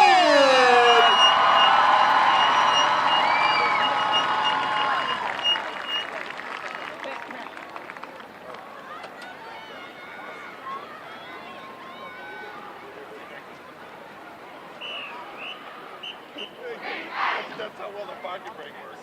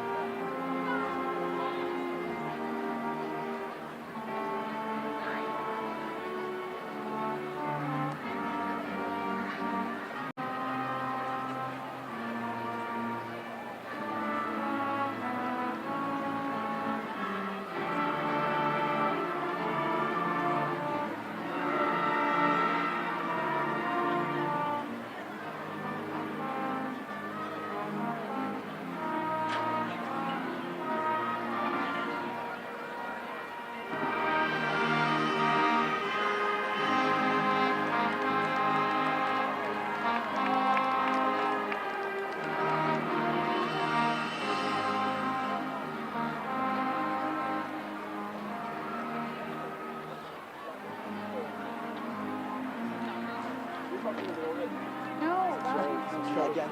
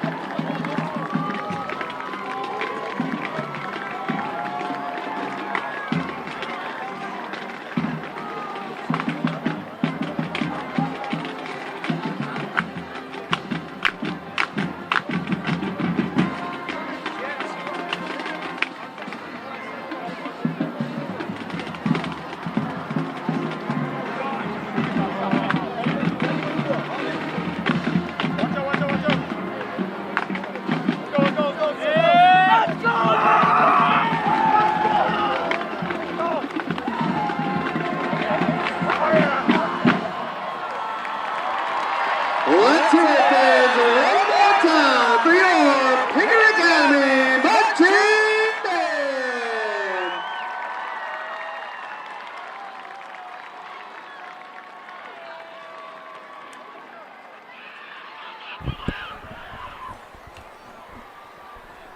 Halftime here in Derry. Pinkerton leading Londonderry by a score of 10-3. And our Friday Night Lights New Hampshire Game of the Week were presented by Beals Insurance. Nick Anastas, Steve Beals with you. The Mac Plaque game here in week number 4.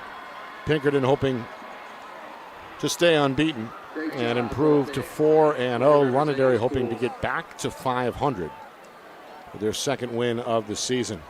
The Lancer defense looked good early. They forced an opening 3-and-out and then moved the football over 50 yards down the field. But the drive ended with quarterback Sullivan Duran throwing an interception. He was picked off by Pinkerton senior Ryson Mishu. The resulting drive produced 3 points, a 37-yard field goal from John Pappas. That was our score, 3-0 after the first quarter. Londonderry got the answer in the opening minute of the second quarter. 33-yard field goal from Owen Monahan, the sophomore. Tied the game at 3. And then late in that second quarter, Pinkerton got a big 4th down stop. Big tackle from Jordan Ball at the Astro 30-yard line. Pinkerton then went down over 3 minutes. The big play was a 32-yard hookup through the air from senior quarterback Aiden McDonald to junior wide receiver Noah Rayau. That put Pinkerton on the doorstep at the 1-yard line. Jordan Ball, former Londonderry Lancer, just like Rayau, he closed the deal with a 1-yard touchdown plunge. 10-3. The Astro touchdown came with just 7 seconds left in that first half. So that is where we are, 10-3. Londonderry set to receive here to begin the second half. Well, we've seen ourselves a half of football, Nick. There's been a little bit of everything. To my knowledge, there's been no fumble. There's only been 1 interception, almost a second one, but did hit the ground there. But overall, a pretty clean game. The tackling has been outstanding. These are very difficult players on both sides of the ball to bring down the key guys that they've got here for running talent, receiving talent. And I'm just seeing some really, really high-level tackling and team tackling. I call it pop, pop, pop. One guy comes in, then it's just like, popcorn when it's all ready to blow. It's just been really impressive. Offensive line play has been outstanding. Play calling by the coaches' staffs have been really sequenced well. Not surprised. Timeouts have been called very, very strategically. And the big thing for me, Nick, the 7 points in the game is the big deal, is Aiden McDonald hitting that pass with closing seconds in the first half. McDonald, 5 completions, 82 yards for Pinkerton through the air in that first half. The majority were to Noah Rayau, who had 4 grabs for 68 yards. And defensively, they've been led by Aiden Chapman, the senior linebacker. 4 tackles and a sack unofficially. For Londonderry, busy half for the junior quarterback, Darren Sullivan. 10 completions, 144 yards, did throw that 1 interception. His main target, tight end Davis Majarian, who had 4 catches for 50 yards. And Aiden Cruz, busy on the ground, but contained by that Astro defense. 8 carries for the senior, 30 yards. Did add 15 more on 2 grabs. So Londonderry set to receive here. There are 4 deep kick returners in a diamond formation, spread out between the 9 and the 20-yard line. Pappas set to show off that strong right leg. Still a warm night here in Derry as we are underway in the third quarter. Boy, he got a leg. And that one's going to drive into the end zone for a touchback. Very deep kick there, fielded by Kalen Murphy. You got to believe, Nick, he could put a 45-yard field goal through the uprights. You got to be able to do that. We saw him connect last week, I believe, from 36 in the win over Salem. Yep. And again connected with that 37-yarder back in the first quarter here tonight. Mm-hmm. So 1st and 10. Sullivan got the start at QB, but we did see some snaps from Brock St. Gelais, his classmate, the 2 juniors. Expected to both take snaps tonight. That did happen in the first half, but the majority have gone to Sullivan. Only 2 rush attempts for St. Gelais, no pass attempts in that first half. And again, it was Sullivan Duran, rather, who connected the most, 10 completions in the first half. 3-man front for the Astro defense. Flag is thrown upon the snap. The run play goes nowhere. And hang on just a minute. Not too many penalties in that first half. 3 against Pinkerton for 20 yards, only 1 for 5 against Londonderry. The referee is Steve Hall. And again, a lot of experience in his crew tonight. They're going to pick the flag up. Yep. So I didn't know what the infraction was, but no flag. It was doesn't matter now. Thrown upon the snap. But no flag, no gain on that run from Cruz. So second down and 10 on the way. We were talking earlier about the referee crew, official crew that we have here, and I think it's fair to say, Nick, nobody even knew they were there in the first half, and that speaks volumes to how good a half these guys have managed. Yeah. Don't expect anything different this half. Great job. Majarian is the tight end. He's lined up as a wing. There's a bunch set. Now it's broken up as Dyer goes in motion to the far side. Out of the pistol is Duran. Going to backpedal and throw. He's got Majarian. That's his 5th catch, but he's tackled immediately. Ooh, they make almost nowhere to go. Yeah. And he was shut down I thought we might have pretty quickly by Knutson. I thought we might have a late hit there, but I think what it was, he was falling over somebody else, and nothing you can do about that. So did release the ball quickly, but just picked up, sniffed out, and again, a low tackle, scissoring the legs on these big guys, and bringing them down with no yards after the catch, and that's an art in itself. 3rd and 10 coming up. First down marker at the 30-yard line. Pinkerton a chance to get the defense off the field here as the Astros hope for a 3-and-out. They're going to blitz. Duran is on the run, throws down the middle, and that one is got him. Complete. Great catch by the freshman. A lunging effort by Jackson Real. Well, and that is enough for a Londonderry first down at the 32-yard line, a 12-yard gain. You got it right here. You're going to see this young man. You're going to see his arm strength. That is all arm strength, literally throwing it with velocity to beat the recovery of the defensive back. Look at this arm strength right here. That is something that shows you the ceiling this young man has. He's only a junior. And he's growing, obviously, every week. He's growing in this game. He's obviously taking good instruction. That was impressive. So Rayo now, 3 catches for 58 yards. Had 2 for 46 before halftime. 2 minutes into this third quarter, fresh set of downs, another blitz from Pinkerton. Nice Duran out of the pocket, finds Rayo on a comeback route. The freshman is at midfield before he's shoved down from behind at the Astro 45-yard line by A.J. Scholes. Well, I don't know what was said to this young man at halftime, but he's obviously met with Coach Lozon, and he's on fire right now. Watch this feeling in the pocket. See this? See the lateral movement. Skips outside. Nice job. That's kind of like Bennett Matthews type stuff where he kind of slides to the right. And look at the strength again on this throw. And he keeps doing that. They're going to be able to move the football. But he's throwing it as the route's developing now rather than waiting too long. And if he can fix that error, he's going to be very effective tonight. Starting to get to some chemistry as well with Jackson Real. Back-to-back catches on the drive. That last one for 23 yards. 1st and 10 from the Astro 45, and he picks his spot again. Duran hooks up with Devin Van Avery. That's his 3rd catch. So proud of this kid. Wow. He's down to the 34 after an 11-yard pickup and another Lancer first down. Well, he now is not waiting too long. And 3 passes in a row, Nick. He's hitting the pass routes as they develop, which makes it very difficult when that happens to the defensive backs to recover and close the gap. Lancers on the march. 3 minutes in, Londonderry with the football at the Astro 34. It's a 1st and 10. Out of the pistol.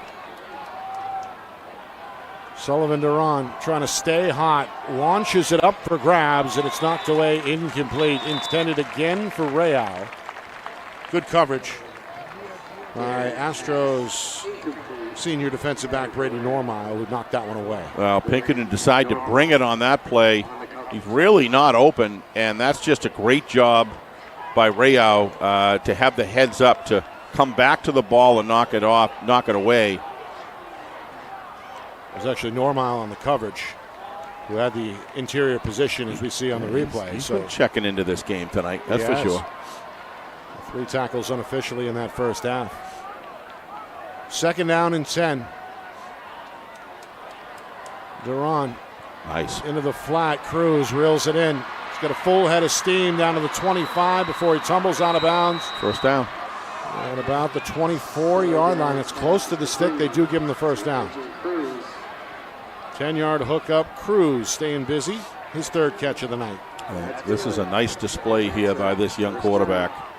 He's growing. You see these growth spurts I'm really liking a situation like this where you want to develop that relationship. Coach Lozon has him come to the sidelines. I hear people, oh, you fatigue your quarterback. Well, get into shape.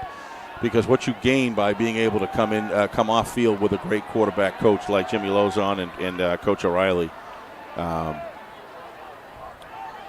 4 minutes in. Lancers on the drive.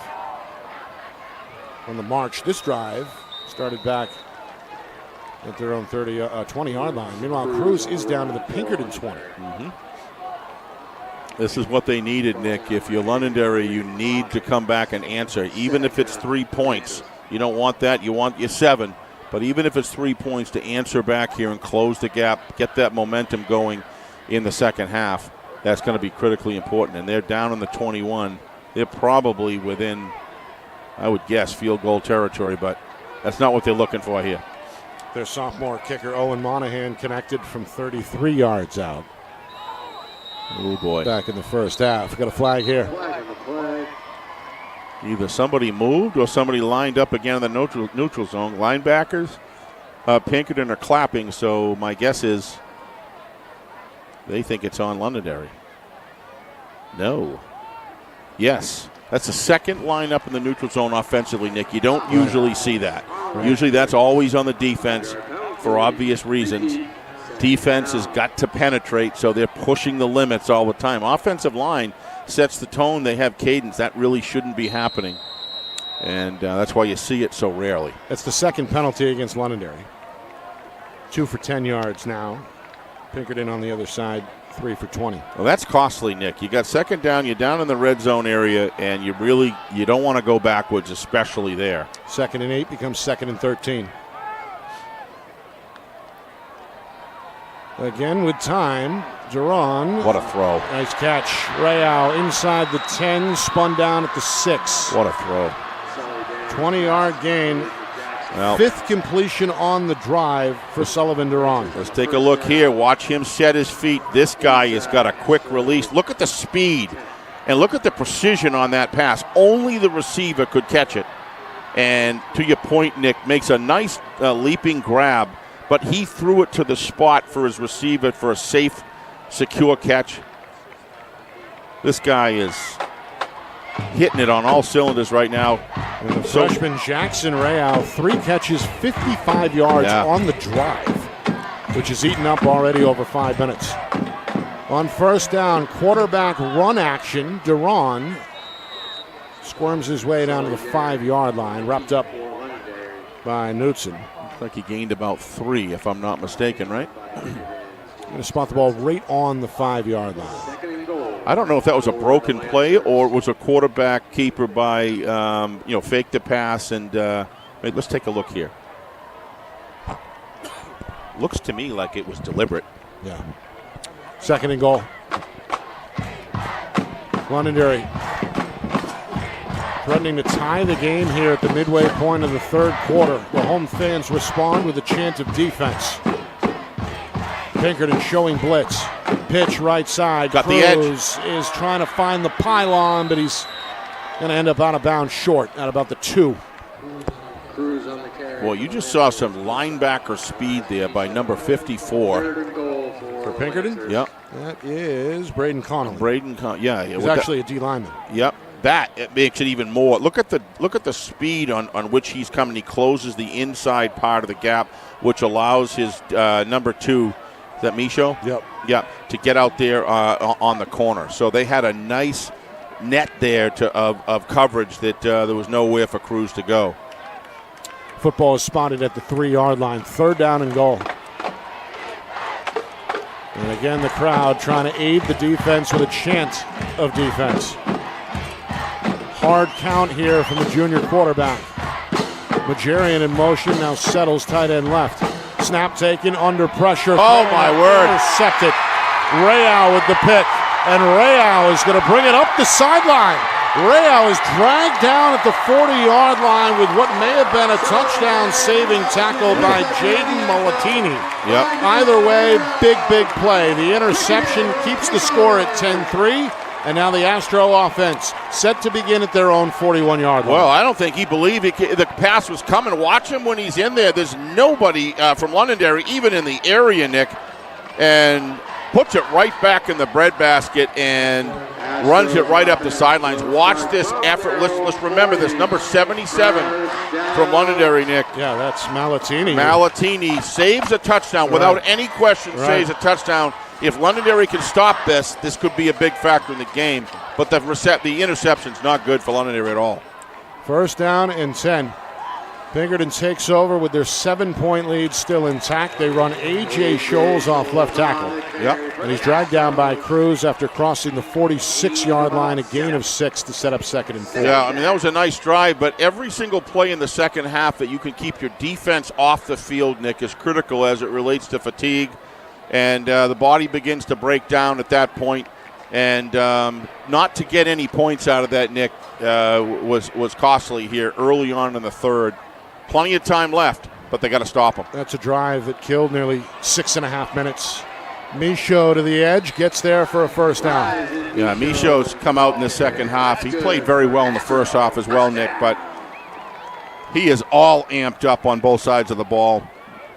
3 carries, 14 yards for Michaud. Such a valuable player. In the first half, he adds 5 to that total there. Of course, on defense, he had a big first quarter interception as well. We're inside of 5 minutes here, third quarter. Low-scoring affair here in Derry. It's 10-3 Pinkerton. Yeah. Well, Darren Sullivan, Nick, really methodically, really at his best there, moving that ball down the field. And then throws an interception. Just never should have released that football. And here we are. Defense got to step up big for the Lancers. Duran had been on fire. Yep. 5 completions in that third quarter drive. Meanwhile, McDonald escapes the pocket on 1st and 10 and dances his way down to the 40 before stepping out of bounds. After what looks like a 7, maybe an 8-yard pickup by the senior quarterback. Another thing I like about his running capability, watch how quickly he escapes the pocket. Now watch, he goes back. Now watch, boom. He's out of the pocket so quick, and he's got the forward lean, which is going to make him very difficult to pull down. He's a strong young man as well. And then what does he do? Instead of going in and try to bowl over the defender, he goes out of bounds, makes sure he's healthy, and maintains ball security for the drive. 3 carries, 20 yards from McDonald. 2nd down and 2. Michaud left side, plenty of room. Untouched down to the 30 before he's dragged down shy of the 25. Well, it's a psychological and emotional game, Nick. When your offense gets down there on the 3-yard line and doesn't score, it really gives the opposition, after they make an interception like that, a downhill feeling in the game when you've got the lead. But most importantly, this is taxing the defense and not giving them the sort of rest and the sort of point spread that they're looking for. It's something to defend. It's a big part of the game right here. 14-yard pickup for Michaud. Lucas Palma with another tackle for Londonderry. Meanwhile, Osanya, the fullback, through the hole. Zigzags down to the 11, maybe the 10-yard line. Another big hitter there for Pinkerton on the ground. Well, you're going to see in the replay, it appears to me, I could be wrong, like a complete annihilation of the nose guard here. Watch this. Look at number 55, completely taken out of the play, double-teamed, and that just opened up Osanya. Look at that, folks. That's offensive line football at its best. And when you can take that out and completely remove him, it makes it very difficult for the linebackers to be able to be able to read and react that quickly. Zyro with the tackle. Knudsen in motion on 1st and 10. Back to Osanya, and he's in the end zone for an 11-yard touchdown. Offensive line takeover right here. The senior bursts through the hole. He celebrates with the Astro fans in the back of the end zone. And Pinkerton has opened up their largest lead here, 16-3, with just over 3 minutes to go, third quarter. As long as they keep this great, wonderful game of football at what it's supposed to be, at the end of the day, the offensive trend. Watch the complete domination for this run, and just complete domination on the tackles, Nick. And as a result, you're not going to bring a linebacker with Osanya coming through like that. You're just not going to stop him. Pappas' extra point try is up and good. Well, quick work on that drive, less than 3 minutes. Turnovers. The interception in the end zone, the run out to the 41-yard line, and then 59 yards later, the Astros are back in the end zone. Joe Osanya, 2 carries on that drive, including the 11-yard capper. Well, 2 things. Number one, those are those situational games of football. I always talk about it. The first 5 or 10 minutes of the third quarter, first 5 minutes of the third quarter in a close game is key.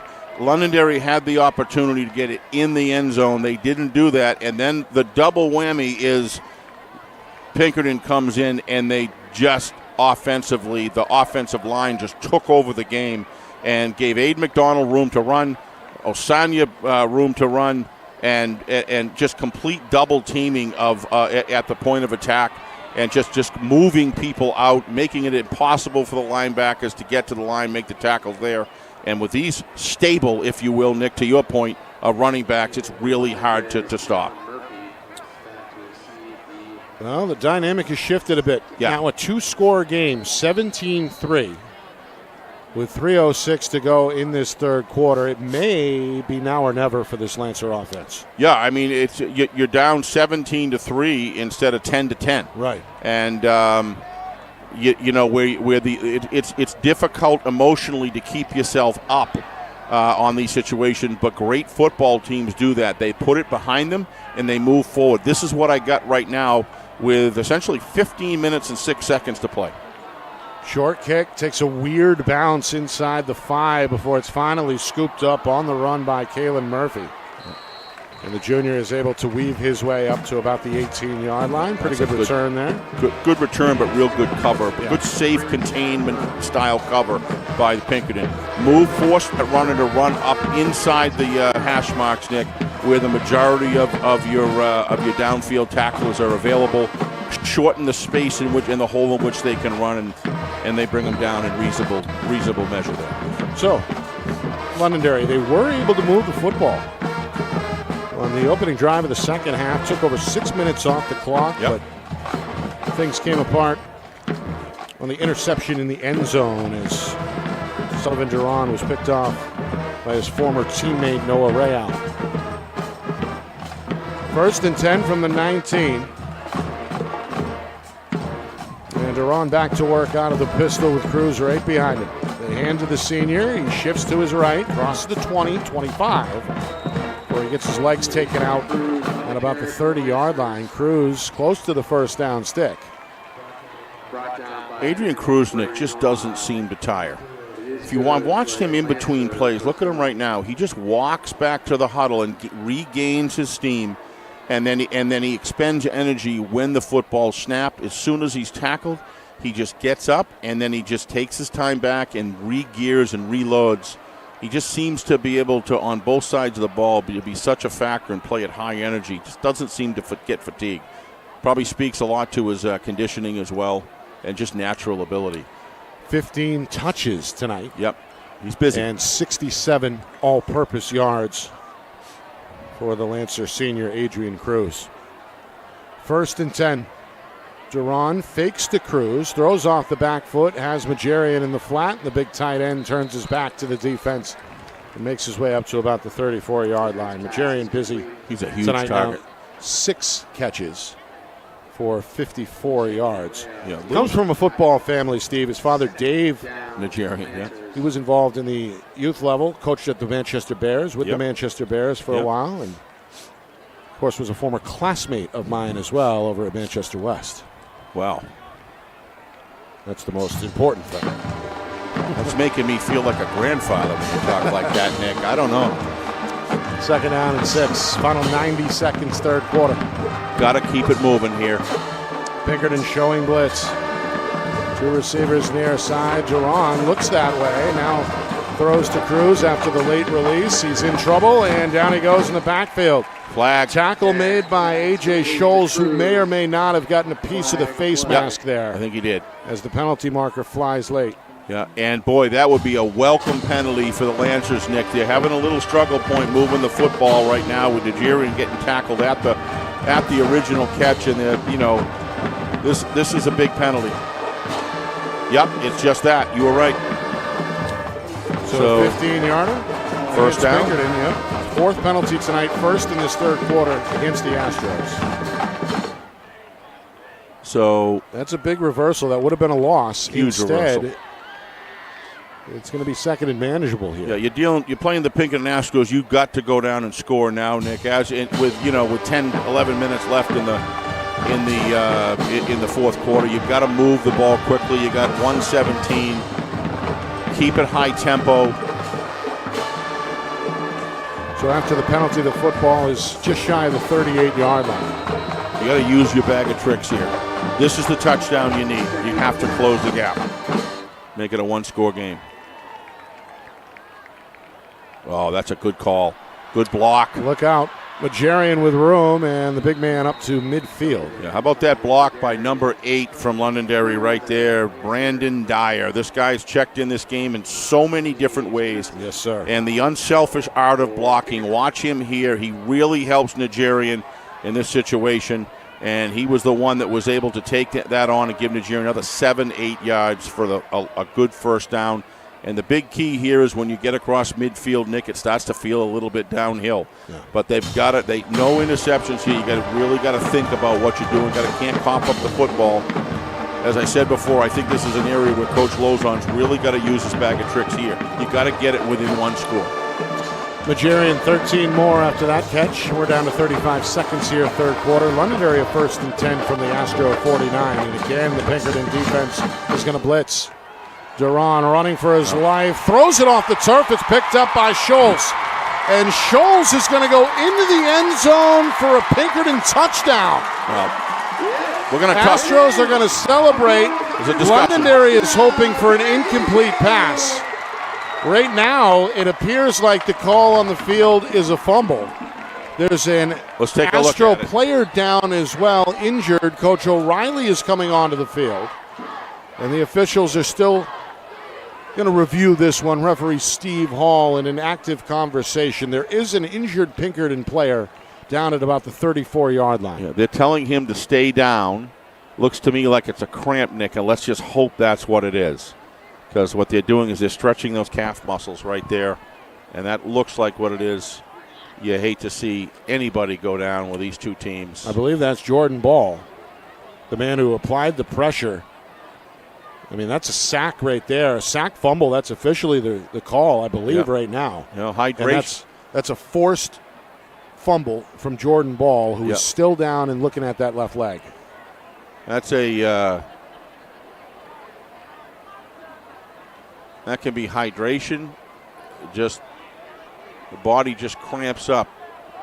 You start getting to this point on a humid night, Nick. It begins. Let's see if we can get a better look there on another. So we get one more replay here. The officials, a little skippy, but you folks are seeing it. The officials are still talking here. Again, this Astro defense, if the play stands, that's their third takeaway tonight. You see Ball forcing what looks like the fumble at about the 37-yard line. So Scholes brings it back 37 yards. I had a limited view of it because we're getting a little bit of skips here, but what I did pull here, we may see it better here. Meanwhile, Ball still getting stretched out. Yeah, it looks to me like it was like a duress drop. It looked like he armbarred the throwing arm of the quarterback, and it never really had any forward motion that I could see. But again, I've got a limited view here what I'm looking at. So they still look like they're discussing it, but the points are on the board. The points are on the board. The football is placed at the 2-yard line for the upcoming extra point try. And the delay is due to the injured player, Jordan Ball. Right. So this looks to me like this score is in the books. And that's a 23-3 lead. Great defensive call, Nick, on that blitz. They sent 2 from the backside corner, and they just believed they could get to him. And that's just great time defense right there to call that. And I don't think he really saw them until it was too late. They're really working on that calf. I've got to believe it's a cramp. They're really having a very difficult time. I hope that's what it is. 37-yard fumble return touchdown by A.J. Scholes. So he atones for that earlier face mask penalty, Yep. and then some. Yeah, they're letting him up now. So Ball with the That's strip real good sack. news. It leads to a touchdown. The junior going to limp his way to the near sideline. Yeah, they'll be massaging that, trying to stretch that thing out. I don't sense it's any pain, Nick. It's more just discomfort from the muscle just binding up. So I doubt very much you're probably going to see him come back in the game with a 23-3 lead. We'll see. We'll see. But that's the thing about cramps. You can work them out, and we may very well see him. Meanwhile, Pappas going to drill another line drive kick right down the middle. Impressive, Nick. Just what a great kicker. 24-3. 2 third-quarter touchdowns for the Astros. It was Joe Osanya, an 11-yard run a moment ago, and now A.J. Scholes adds a defensive touchdown to the board. Pinkerton looking good. The crowd amped up here late in the third quarter. Well, if you're a high-end championship caliber team, which they rate 1 and 2 every single week here, so there's a reason why they're in the place they're in, and they're playing like they are today. But they're playing. Great teams come in and seal the deal with the first 5 or 10 minutes, depending if it's 15 minutes or 12. So first 4 or 5 minutes of the third quarter, you got to seal the deal. And, this is well earned by Pinkerton, doing the right things, coming up with the big plays, but also doing the little things, Nick, that add up into solid football play. Their offensive line has won the battle in the third quarter. Their defense has won the battle. And solid offensive blocking has just been, when they went down for that score on the first touchdown of the third quarter there, that was just an offensive line just taking over the game. These two teams met in late November in last year's Division I state championship game. That was a lopsided win for Pinkerton. And it's been a strong third quarter here in 2025 that has added to this Astro lead. 24-3, 19 seconds to go in the frame. And this one is fielded along the sideline. Catch made by Cruz, going to dance his way to the middle. Across the 20, but not much further.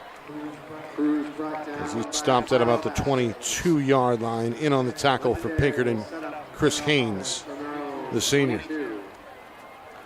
So, seen a lot of good things out of this Londonderry offense tonight, but only, Steve, 3 points to show for it. They've been able to move the football consistently, both on the ground and through the air. But the turnovers, as they always say, are the factor. And that is certainly the case tonight. 2 interceptions thrown by Duran, and then the lost fumble a moment ago. First down and 10, the junior quarterback back to work. Screen pass. That one eventually corralled by Dyer. Didn't have it cleanly at first, but Dyer on his first touch is able to get up to close to the 30-yard line. It should be a 7-yard gain there, and looks like we're going to have time for one more play here with just inside of 5 seconds to go in the third quarter. Brandon Dyer, a big factor on defense for Londonderry tonight. 4 tackles unofficially in that first half. That's his first catch, and it does go officially for 7 yards. Could be the final play here. 3 receivers set. Again, it's a pistol look from Londonderry. And it's a screen. Nice pass. Catch made near the line of scrimmage, and that'll do it for the third quarter as Osanya registers the stop for Pinkerton. A big quarter for the home team. They put up 14 points. They extend the lead to 24-3. Londonderry with one last effort on the other side. Fourth quarter next. You are watching our Friday Night Lights New Hampshire Game of the Week, presented by Beals Insurance.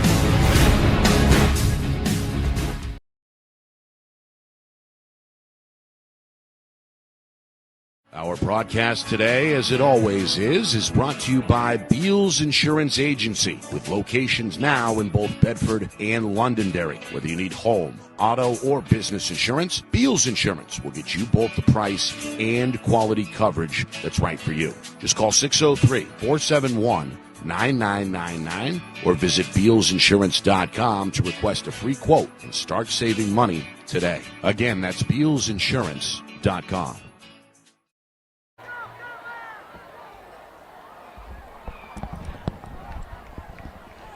Start of the fourth quarter here in Derry.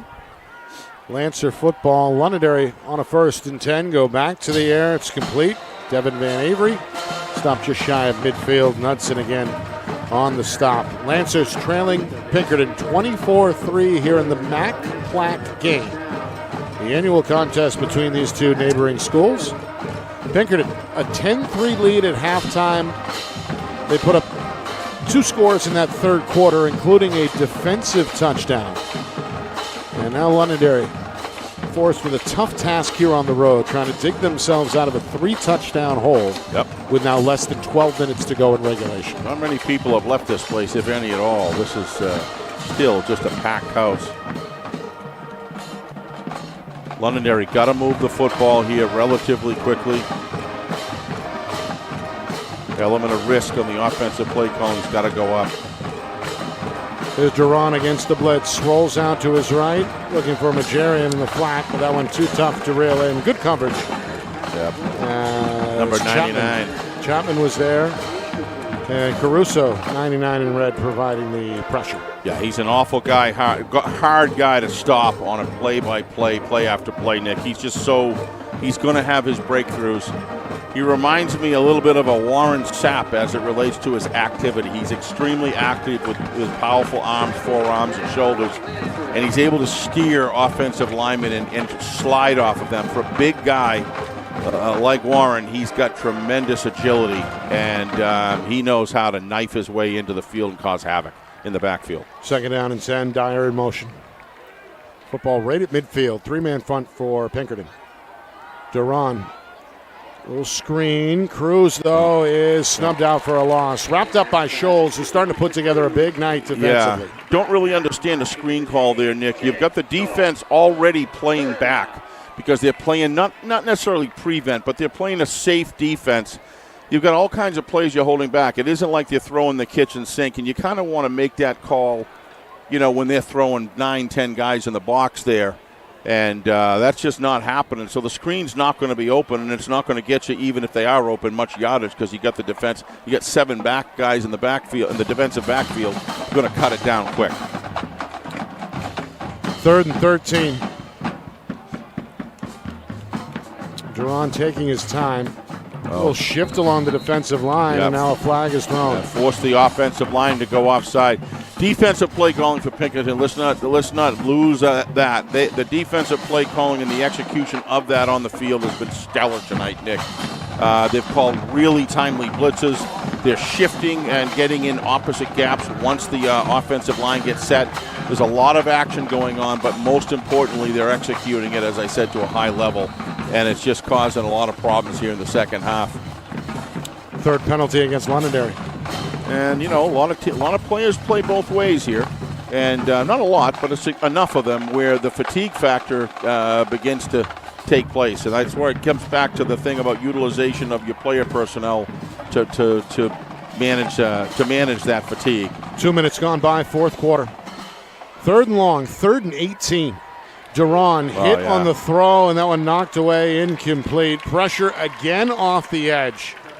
And again, it's Aiden Chapman involved in the action for Pinkerton. Big night on the defensive side of the ball for the senior. 4th down and 18. Reiterate what I just said again. The play calling defensively and the execution is high. It just feels like the defensive game plan of the Astros, Nick, is just very midseason form, to say the least. There's good. This is a good team, Londonderry, and they're right now they're getting in the backfield almost regularly, almost every single play.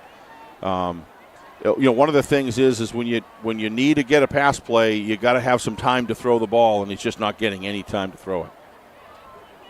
Been an aggressive game plan tonight defensively for Pinkerton. And by and large, it has worked. Here's the punt. This one we're going to be allowed to roll out of bounds. Well placed there by the junior punter Bradley Higgins. No return, but a fortunate bounce there for Pinkerton. They're going to get the ball where exactly? It looks like at their own 42-yard line. Yep. 42. So 1st and 10 coming up for Aiden McDonald and the Astro offense. This one got off to a slow start from an offensive point of view anyway. Pinkerton had a 37-yard field goal from John Pappas. They struck first late in the first quarter. Early second quarter, Owen Monahan had a 33-yarder of his own for Londonderry. And it stayed 3-3 all the way until the final seconds before halftime when Jordan Ball scored on a 1-yard touchdown run for Pinkerton. It was 10-3 Astros at the half. Third quarter begins. Londonderry goes down the field, Steve. Over 6 minutes, they throw an interception in the end zone. Pinkerton responds less than 3 minutes later with an 11-yard touchdown run from Joe Asanya, and then the Astro defense dials up the pressure. They force a fumble. A.J. Scholes returns it to the house, 37 yards, and that is where we are, 24-3. Now with 3 minutes gone by in this fourth quarter. Yeah, I'll wait till the play's over. I just want to make a quick point about the game. But I agree with you. 2nd down and 10. Osanya, right side run. He's strong. Going to muscle his way through the hole, and now a flag comes in at the end of the play. While we're waiting for the flag to be called, Nick, one of the things I was going to mention is it's people are going to look back at this. That interception in the end zone. To me, the big part of this game was when Aiden McDonald threw that pass. I believe it was to Rayo down in the left-hand corner. And they went in to score, and the offensive line put a great block, and they go into the halftime 10-3. So that sets the tone right there, and it really makes Londonderry, if you're going to beat or you're going to beat Pinkerton, you've got to come back and hit that score. But getting up 10-3 going into the half was a huge part of this game. They had a chance, Londonderry, to tie it. They truly had a chance, but you knew if you were the Lancers coming into this game tonight, you were going to have to play completely mistake-free football. And you take those mistakes out of the game, and there's some very different outcomes that could come here. This could be a very different complexion. But one thing that's overarching is the offensive line and the defensive lines have kind of taken over this game on the Pinkerton side pretty consistently for all of the second half and a good part of the first half as well. 10-yard holding penalty, 2nd down and 16.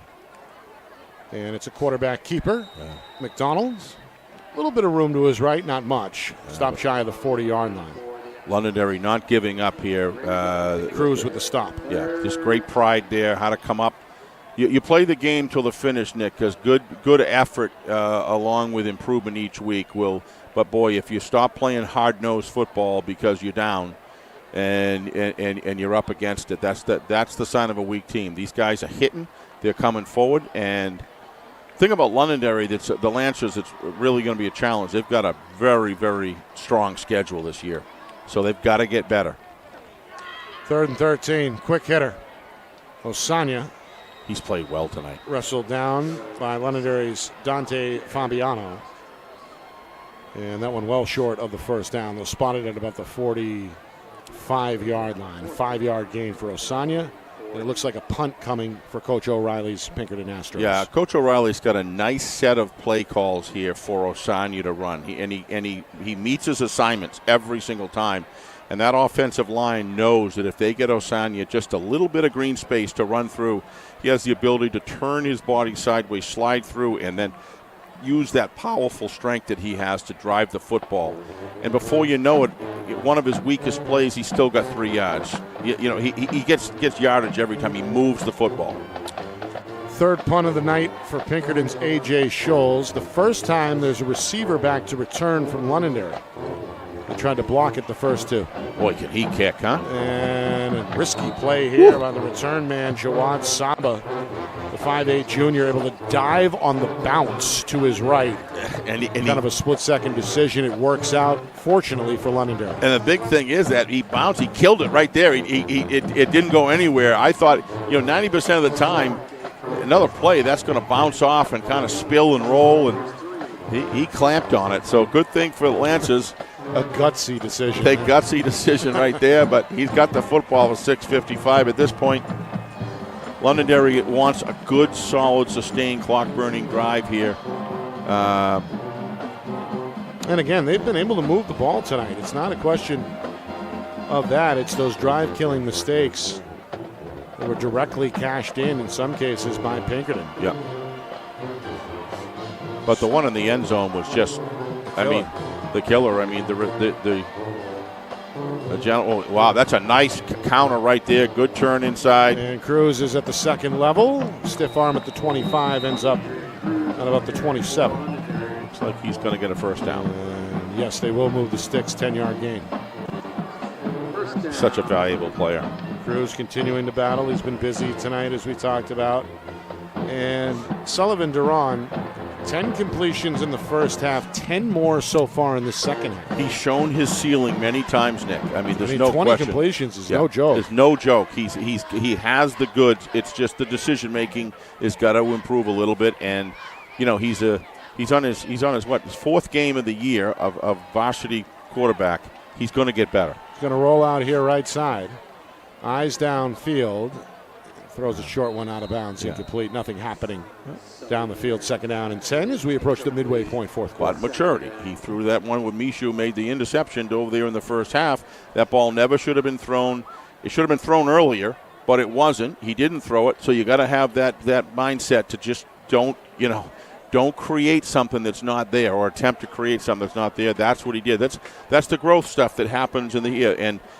But one thing, if you're Coach Lozon, you really got to like what you see from Durand as far as what he's capable of doing. He's got a powerful arm. He can roll out very, very well. It's the intangible parts that he's got to master and learn the flow of the game. And he's getting time here, and he's going to have a big time schedule this year to go against and play some of the best. And he'll get better. Second down and 10. Empty set here. 5 receivers. Again off the blitz. Throw. Catch made on a leaping grab. Another reception for Devin Van Avery. I think they're going to get roughing the quarterback here, Nick. It's 6 catches now, Van Avery. That's my guess. I could be wrong. It's either holding or roughing the quarterback. But where it was with Steve, personal foul. Yep. Roughing the passer. So a 15-yard completion and then a 15-yard penalty. Tacked on, and that's going to move the football. Let's not lose sight of what this young quarterback just did.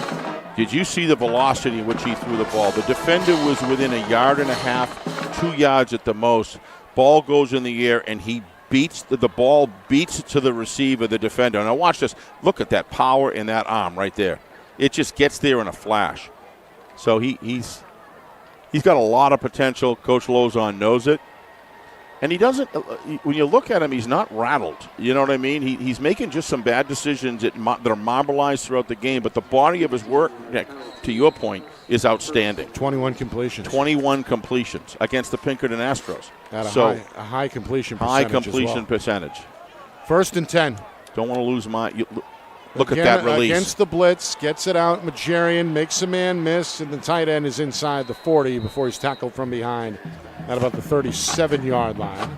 5-yard gain there for the Astros. I don't know what happened to number 62. I just saw him on the ground. I don't know if he got hit from the side or what. Watch number 62 right to the right-hand side of the screen. Now it's already gone. Nigerian, nice job with his arms to get separation, get some extra yardage.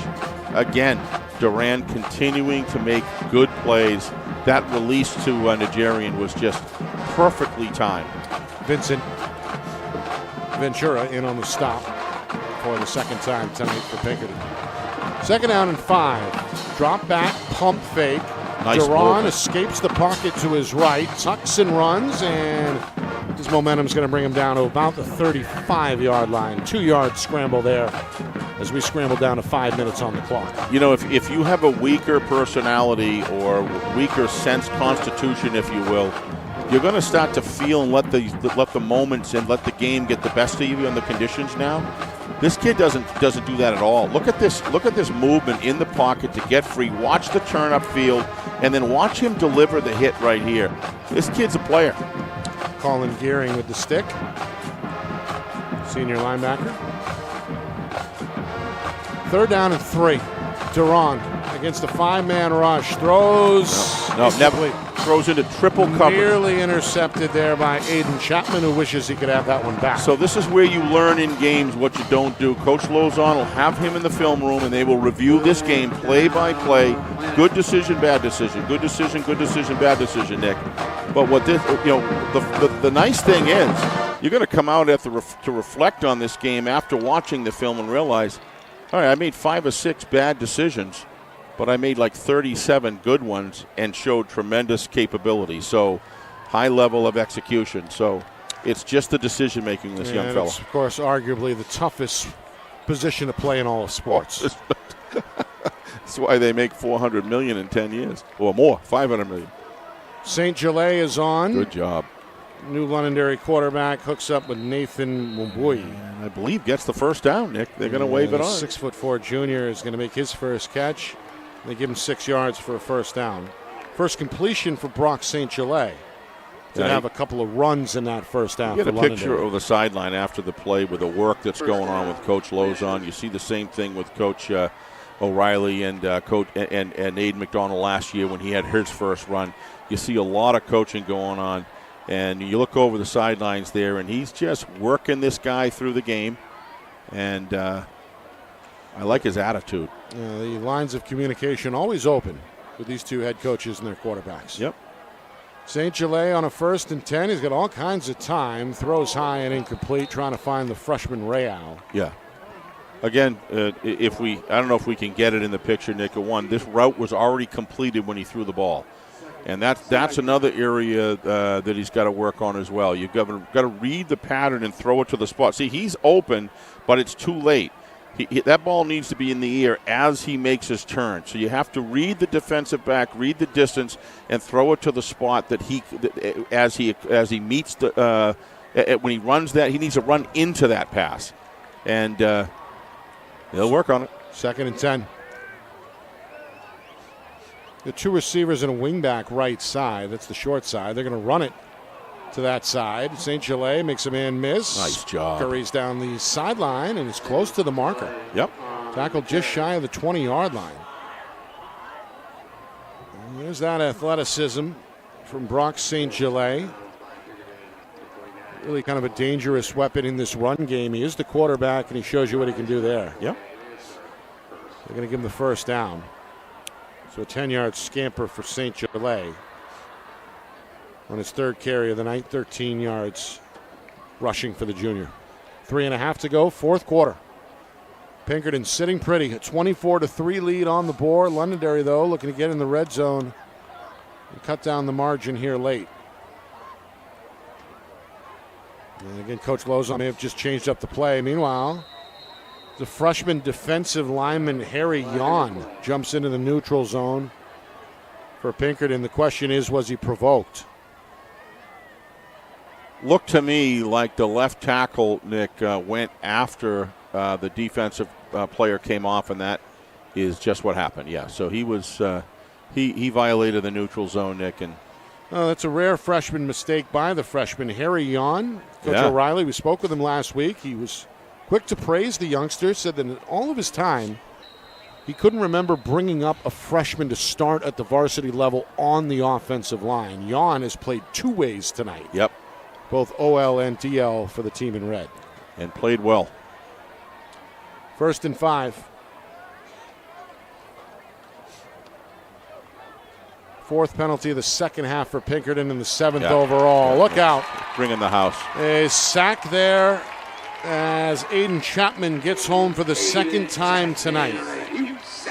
Big game for Chapman in this Pinkerton defense. The timing and the calls of these and the quality of these blitz packages tonight, we were talking about it earlier, Nick, have just been just really outstanding. And the angles at which they come from and use the diversity of the field, of the location of the field, are terrific. St. Gelais on 2nd down, throws it incomplete over the middle. Those are hard catches to make there when you know you're going to get popped. Yeah, the freshman Real has been shorthanded tonight, but couldn't reel that one in. 3rd down and 15. The clock stops with 2:41 to go. Reminder, after the game, we have post-game coverage. Full recap, stats, highlights, analysis, and this time I promise we will get to that out-of-town scoreboard. There are some games coming down to the wire tonight in Week 4. We'll also preview tomorrow's doubleheader. We'll preview tomorrow's doubleheader, which of course consists of a Seacoast rivalry and another big D1 Central/West matchup between Salem and Bishop Girton. That's all coming up after the game. This one incomplete. Yeah, he's getting swarmed. 3rd and 15. They try the screen, 1, 2, and it cannot work as Kalen Murphy does not reel it in. 4th down and 15. 6 receivers downfield. You don't see that every day, and it's going to be hard to connect on that when you get in a pass rush with. But their defense was solid tonight, that being Pinkerton. Just extremely. Well, I think you highlighted it in the first quarter. Bend but don't break, right? They've allowed yardage, but Londonderry with only 3 points on the scoreboard. Lancers trying to extend the drive here. First down marker is at the 10-yard line. 4th down and 15. St. Gelais back to throw. Man in his face. Got a man. Complete, far sideline. Got it. Londonderry's got a 4th down conversion. First down, Kalen Murphy. And I think on a 16-yard grab from Brock St. Gelais. I think you're going to get another roughing the passer here. Yes, you are. That's the 3rd personal foul against the Pinkerton defense. All 3 coming after halftime. And the penalty yardage really starting to pile up. Pinkerton 3 penalties, 20 yards in the first half. That's just a great job by Colin Murphy extending and that now play. 5 for 60 since halftime. Yep. So they take 80 yards of penalty, 80 penalty yards tonight committed by Pinkerton. And they had over 100 last week in the win over Salem. But none of that has mattered in terms of the wins and losses. Astros arriving tonight with a 3-0 record. Londonderry looking for their first touchdown of the night. On a 1st and goal, they roll out St. Gelais right side, and he's driven down. That pursuit comes to finish him off. There's Yon, the freshman, with the tackle. Wow. Now, you watch this hit. Somebody's got his knees, his ankles wrapped down low, and then Juan comes in and just unleashes. Boom. Yeah, that's Colin Gearing at the bottom of that pile, the first to make contact. Meanwhile, we got a touchdown. Cruz is in. Adrian Cruz really untouched through the hole there. Easy 3-yard score. Yep. And Londonderry trying to make the best of a bad situation here. They do get their first touchdown of the night, and they're back within 2 scores at 24-9. Yeah, nice movement of the football by Durant, Nick, and his receiver core. Had the benefit of a couple roughing in the passer calls, but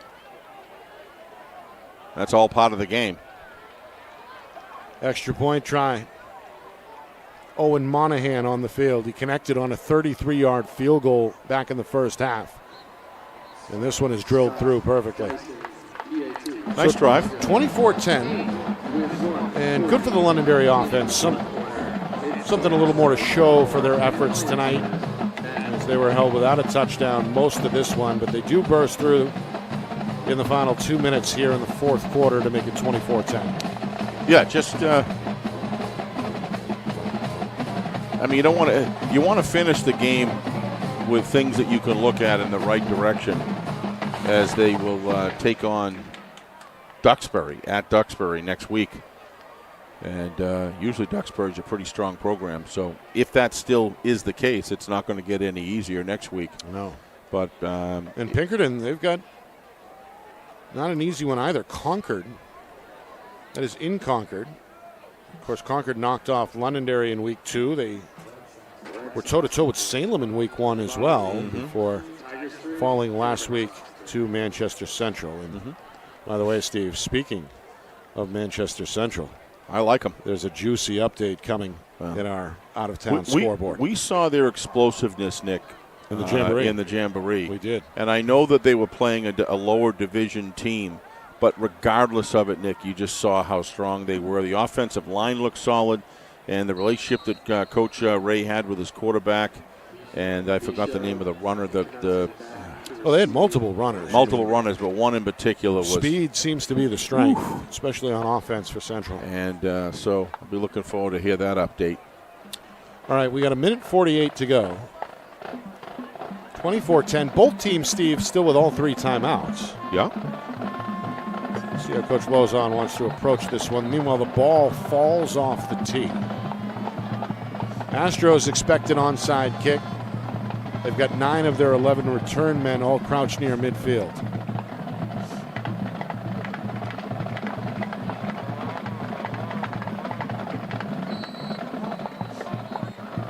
Ball falls over. Yeah. I don't see any breeze I was out about there. to say, I don't see any wind, but Well, for some reason that football not cooperating. Lancers may have to hold it here. Coach Lozon's going to come on the field to speak with the officials. temperatures come down a little bit, and it's really comfortable right now. He's still in the mid-60s here.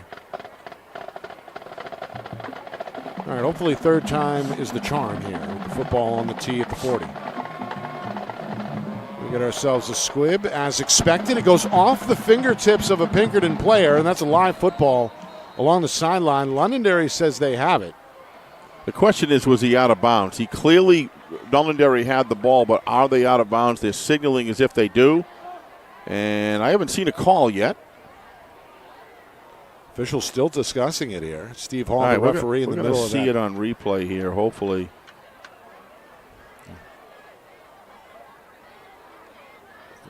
I think they're going to call it. I think they're going to say it's a first down for Londonderry.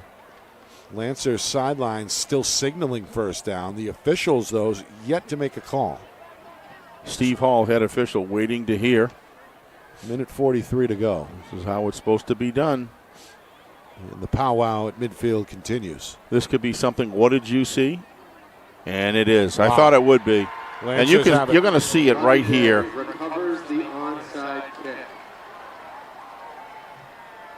And you see it kind of up for grabs between those 2 players along the sideline. It ends up in the chest of Owen Crafts, the junior. He did look like he was inbounds, but very hard angle to really make that determination. But you can't argue with the way they handled it, Nick, as far as communicating and making sure everybody participated in what they saw or didn't see. So it's a big play. Onside kick recovered by Owen Crafts, and now Londonderry, 1st and 10 at their own 48-yard line. Minute 43 to go. Still down 2 scores, but nonetheless a valiant effort here by the young Lancers. Back in at quarterback is Duran. They run the screen. Cruz right side has a couple of blocks and steps out of bounds near the first down stick. Smart move. In Astro territory at the 42-yard line. Should be a 10-yard completion. Well, if they can pull off some magic here and wind up going down a score, this could be a 24-17 game. And they're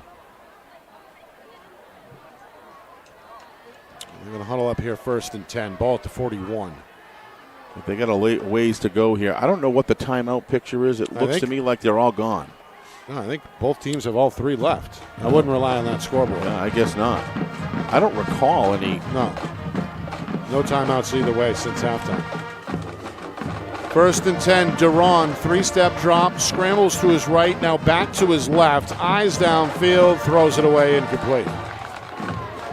Well covered by the Astros secondary. 2nd down and 10 coming up.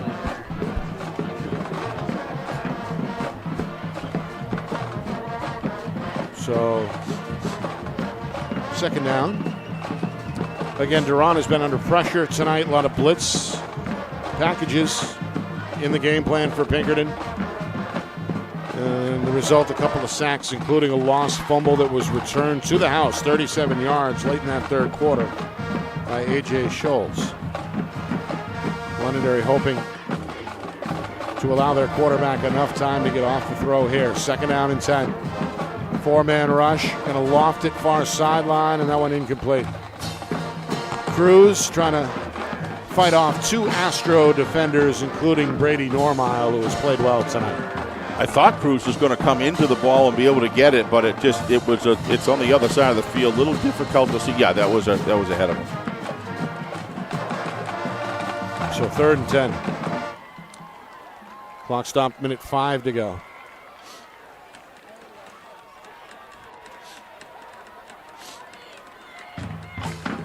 Two receivers, short side right. Now the tight end going to fan out into the slot left. Crowd chanting defense. Astros will blitz 5. They're on. Side steps, throws, left side, catch made. It's Van Avery near the sideline. Was he tackled inbounds? He was. Shy of the 30. No, they're going to stop it. They're going to say they're going to stop it. No, we're going to get a timeout. Catch made inbounds, and now a timeout by Londonderry. Will stop the clock with 53 seconds. Our broadcast tonight brought to you by Beals Insurance, locations in both Bedford, Londonderry, and now Epping as well. Whether you need home, auto, or business insurance, Beals Insurance. Get you the price and quality coverage that's right for you. Visit BealsInsurance.com.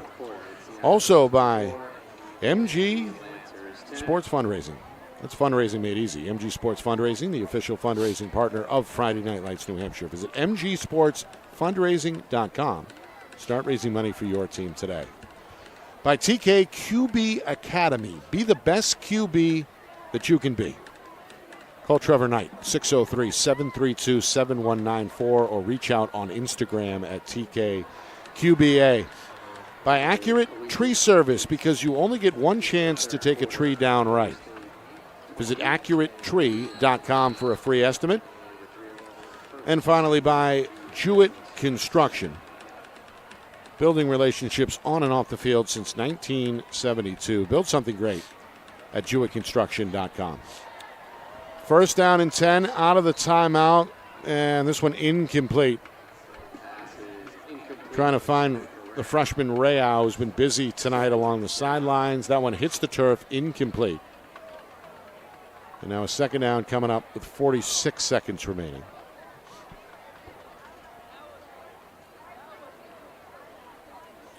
Well, most of this crowd still here.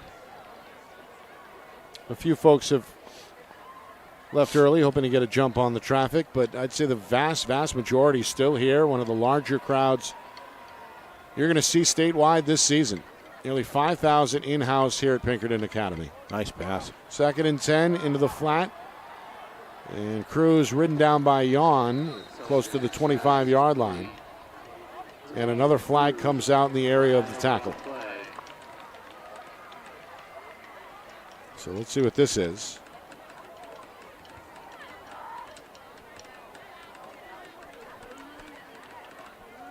And again, kind of a penalty-filled second half here. Yeah. The play stands. It's a 5-yard gain for Londonderry. Face mask. Looks like against the Astros. Yeah. If so, that's the second face mask penalty and the fourth personal foul since halftime. Yep.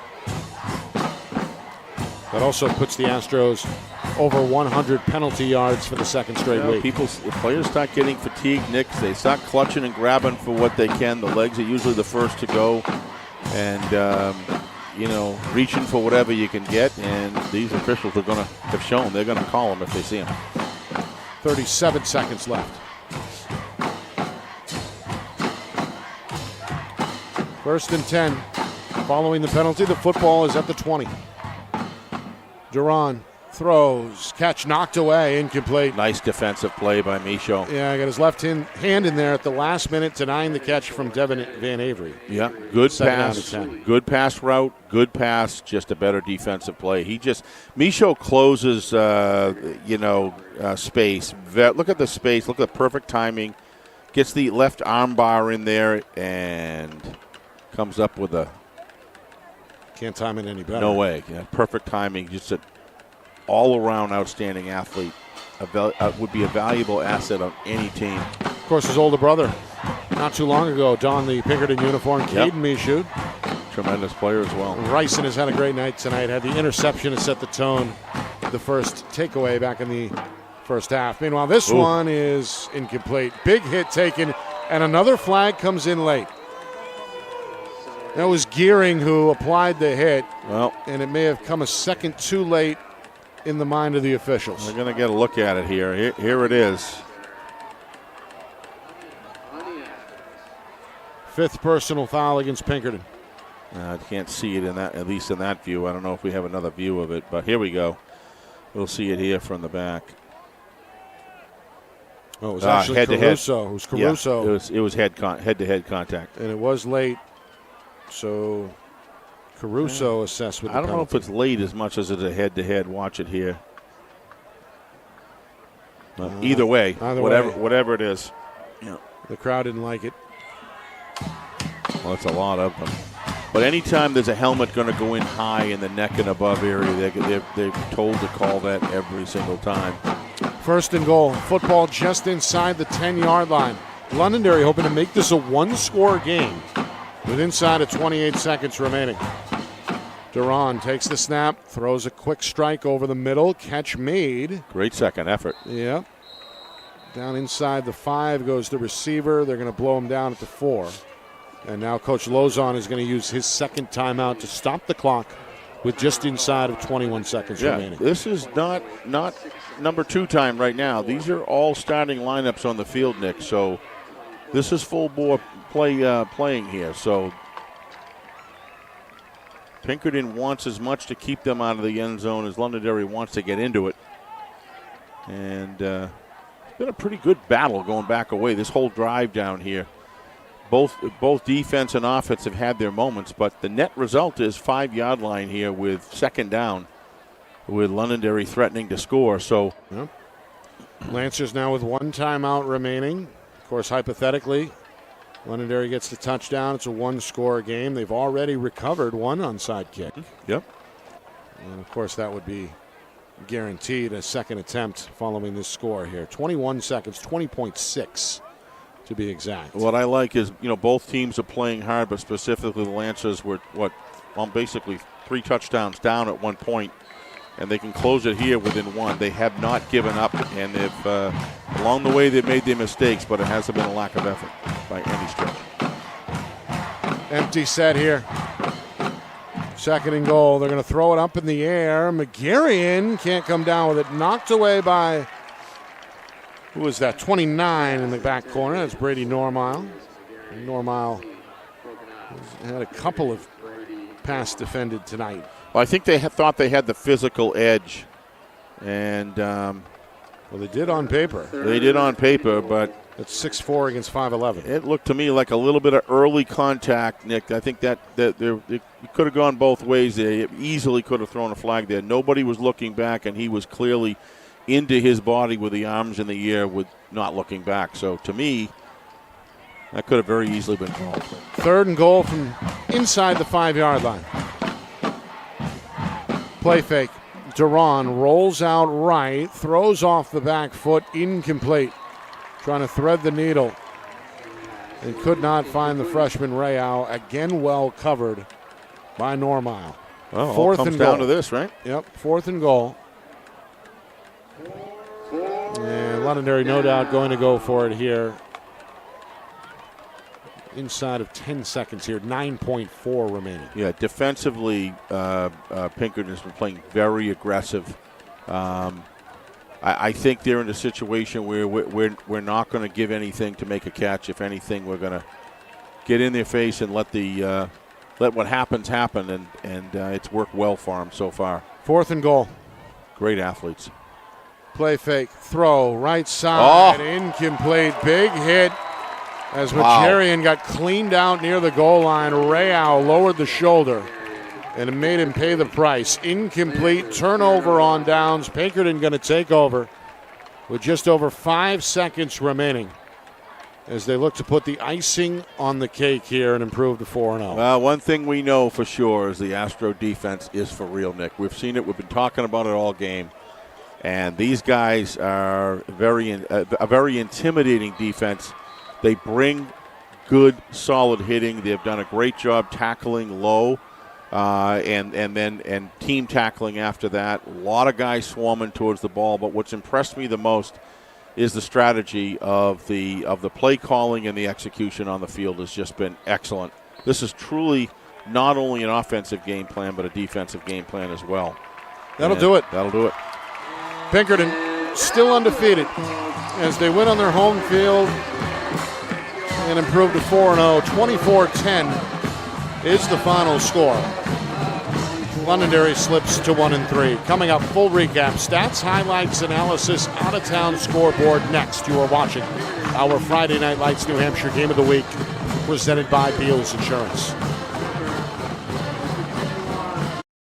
Our broadcast today, as it always is brought to you by Beals Insurance Agency, with locations now in both Bedford and Londonderry. Whether you need home, auto, or business insurance, Beals Insurance will get you both the price and quality coverage that's right for you. Just call 603-471-9999 or visit BealsInsurance.com to request a free quote and start saving money today. Again, that's BealsInsurance.com. Maybe it's leaning too close to your home. Maybe it's not healthy. Or maybe you just don't like it there. No matter what the reason is, if you need tree work or pruning, call Accurate Tree Service. They have the right equipment and expertise to properly diagnose, treat, or remove trees, no matter how difficult the terrain. Perhaps simple, careful pruning by our certified arborist is all you need to manage your trees and shrubs. When it comes to your tree care, contact the full-service tree care experts today, Accurate Tree Service, because you only get one chance to take a tree down right. Are you a quarterback who is ready to take your game to the next level? Well, then it's time to join TKQB Academy. Founded by former UNH standout Trevor Knight, TKQB Academy has worked with student athletes from around New England, helping young quarterbacks to reach their full potential. TKQB Academy offers one-on-one and group sessions that will help you instantly improve your accuracy, timing, mechanics, and footwork. So be the best QB you can be at TKQB Academy. Call 603-732-7194 or reach out on Instagram at TKQBA.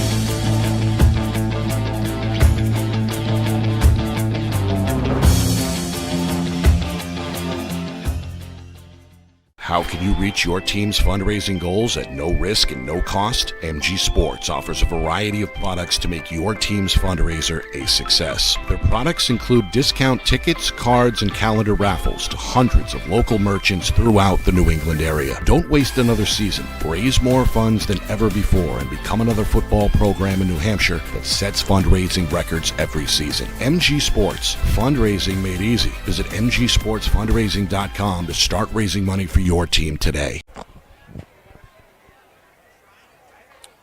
24-10 is the final. Pinkerton stays undefeated. They get a Mac Plaque win over their arch rival Londonderry. Lancers dip to 1-3. Nick Anastas, Steve Beals with you in our Friday Night Lights New Hampshire Game of the Week presented by Beals Insurance. This one well attended as expected. Several thousand in attendance here in Derry. Londonderry looked pretty good early on. They forced the 3-and-out. They moved the football in the first quarter, and then the turnover bug bit them, and that was a problem tonight. Interception thrown.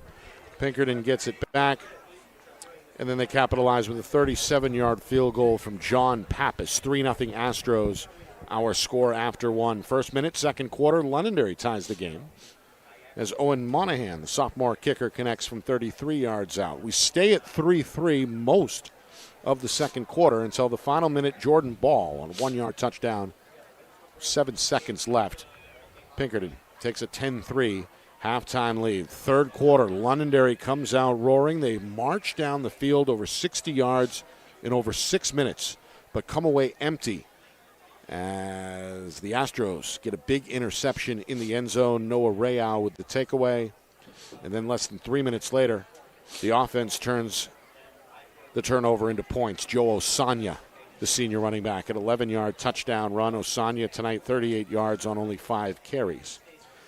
Ensuing drive, more bad news for Londonderry.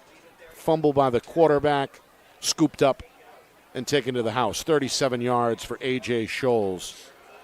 24-3 after 3. Londonderry shows some heart, though, in that fourth quarter. They get an Adrian Cruz touchdown in the final 2 minutes. 24-10 at that point. Onside kick is recovered. They go back inside the red zone, but ultimately turn it over on downs in the final seconds. And that's our final. 24-10. Pinkerton a winner. Astros 4-0. They'll take on Concord on the road next week. Londonderry will look to snap the skid at Duxbury. That's south of the border in an out-of-state battle in Massachusetts. Let's do some scores so we can talk about that integrating with schedules afterwards, Nick, if you want. Sure. Whatever you think. But why don't we make sure we get those in? And somebody's anxious. I can always fill time. All right. How about we'll start with some undefeated teams. Okay. Memorial is now 4-0. As they get it done tonight in big fashion, they beat Timberlane 40-12. Yeah, so the Crusaders continue to make things interesting in Division 1. To say the least. To say the least. This East, Nick, wow. Yeah. Let's see. Well, obviously, the other two undefeated teams in the East we're going to see tomorrow. That's Winnicott at Exeter, live here on Friday Night Lights. Can't wait. In our game of the week at 1 o'clock. Well, you mentioned Portsmouth as that maybe dark horse in Division 1 I like East. 1 and 2 coming in. Well, they fell tonight. They're now 1 and 3. Wow. They lose in another shootout, 49-35 against Manchester Central. Wow. Congratulations to the Little Green. They improved to 2-2. Their second straight win. Yeah. That's why the Jamboree is so much fun to watch these teams. You get to kind of get a feel. Congratulations, Central. Yeah. Battle of the Bridge down in Nashua. South, no problem with North. A lot of points in that one. 48-34 the final. Both teams looking good tonight. North slips to 2-2, and South improves to 3-1. It's a big Opposite end of the spectrum. We had high-scoring games.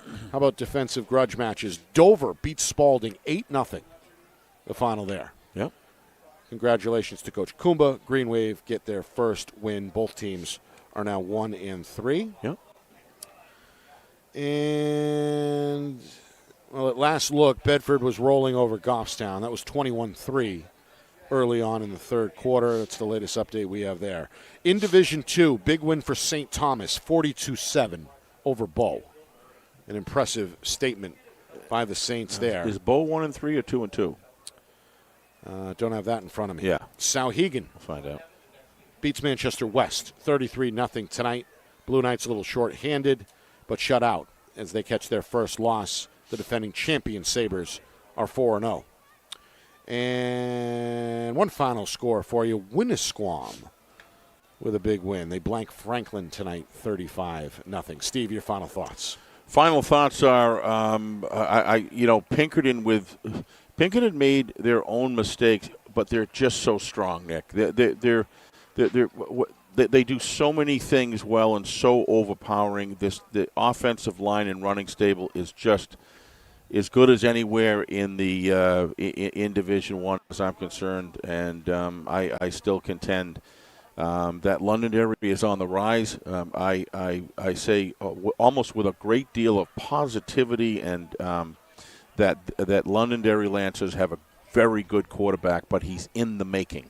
He's being developed, and I think if you look at the numbers, which I'll yield to you, and maybe I can come back and finish that up. Well, I'll just interject quickly. 25 completions for the junior quarterback Sullivan Duran, 193 yards unofficially, 2 interceptions, 1 fumble lost. How about Aiden McDonald? Do you have those numbers? McDonald did not complete a pass in the second half. Didn't need to. Didn't have to. Yeah. Ended up with 5 completions for 82 yards. Did do some damage with his legs.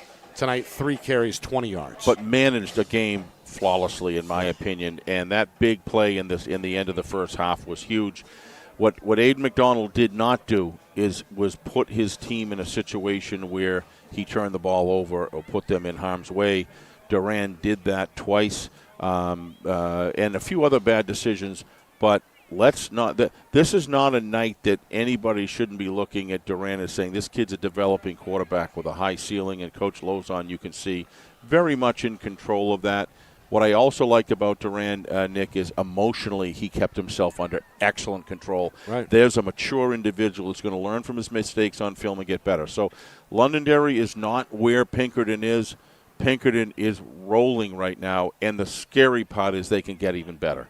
The defensive coordinator tonight and the defensive group and the defensive players on the field deserve a ton of credit tonight because Londonderry is a very good offensive football team, and they just timed blitz routes, and we saw the game. You know all what they did. They are powerful. This is a first-rate team, and I don't think that either team You take away those two interceptions, and the nature of this game could be very different. But with that, I don't really have much other to say.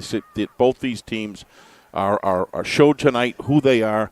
One team's just ahead of it on as far as the ceiling and playing at a higher level.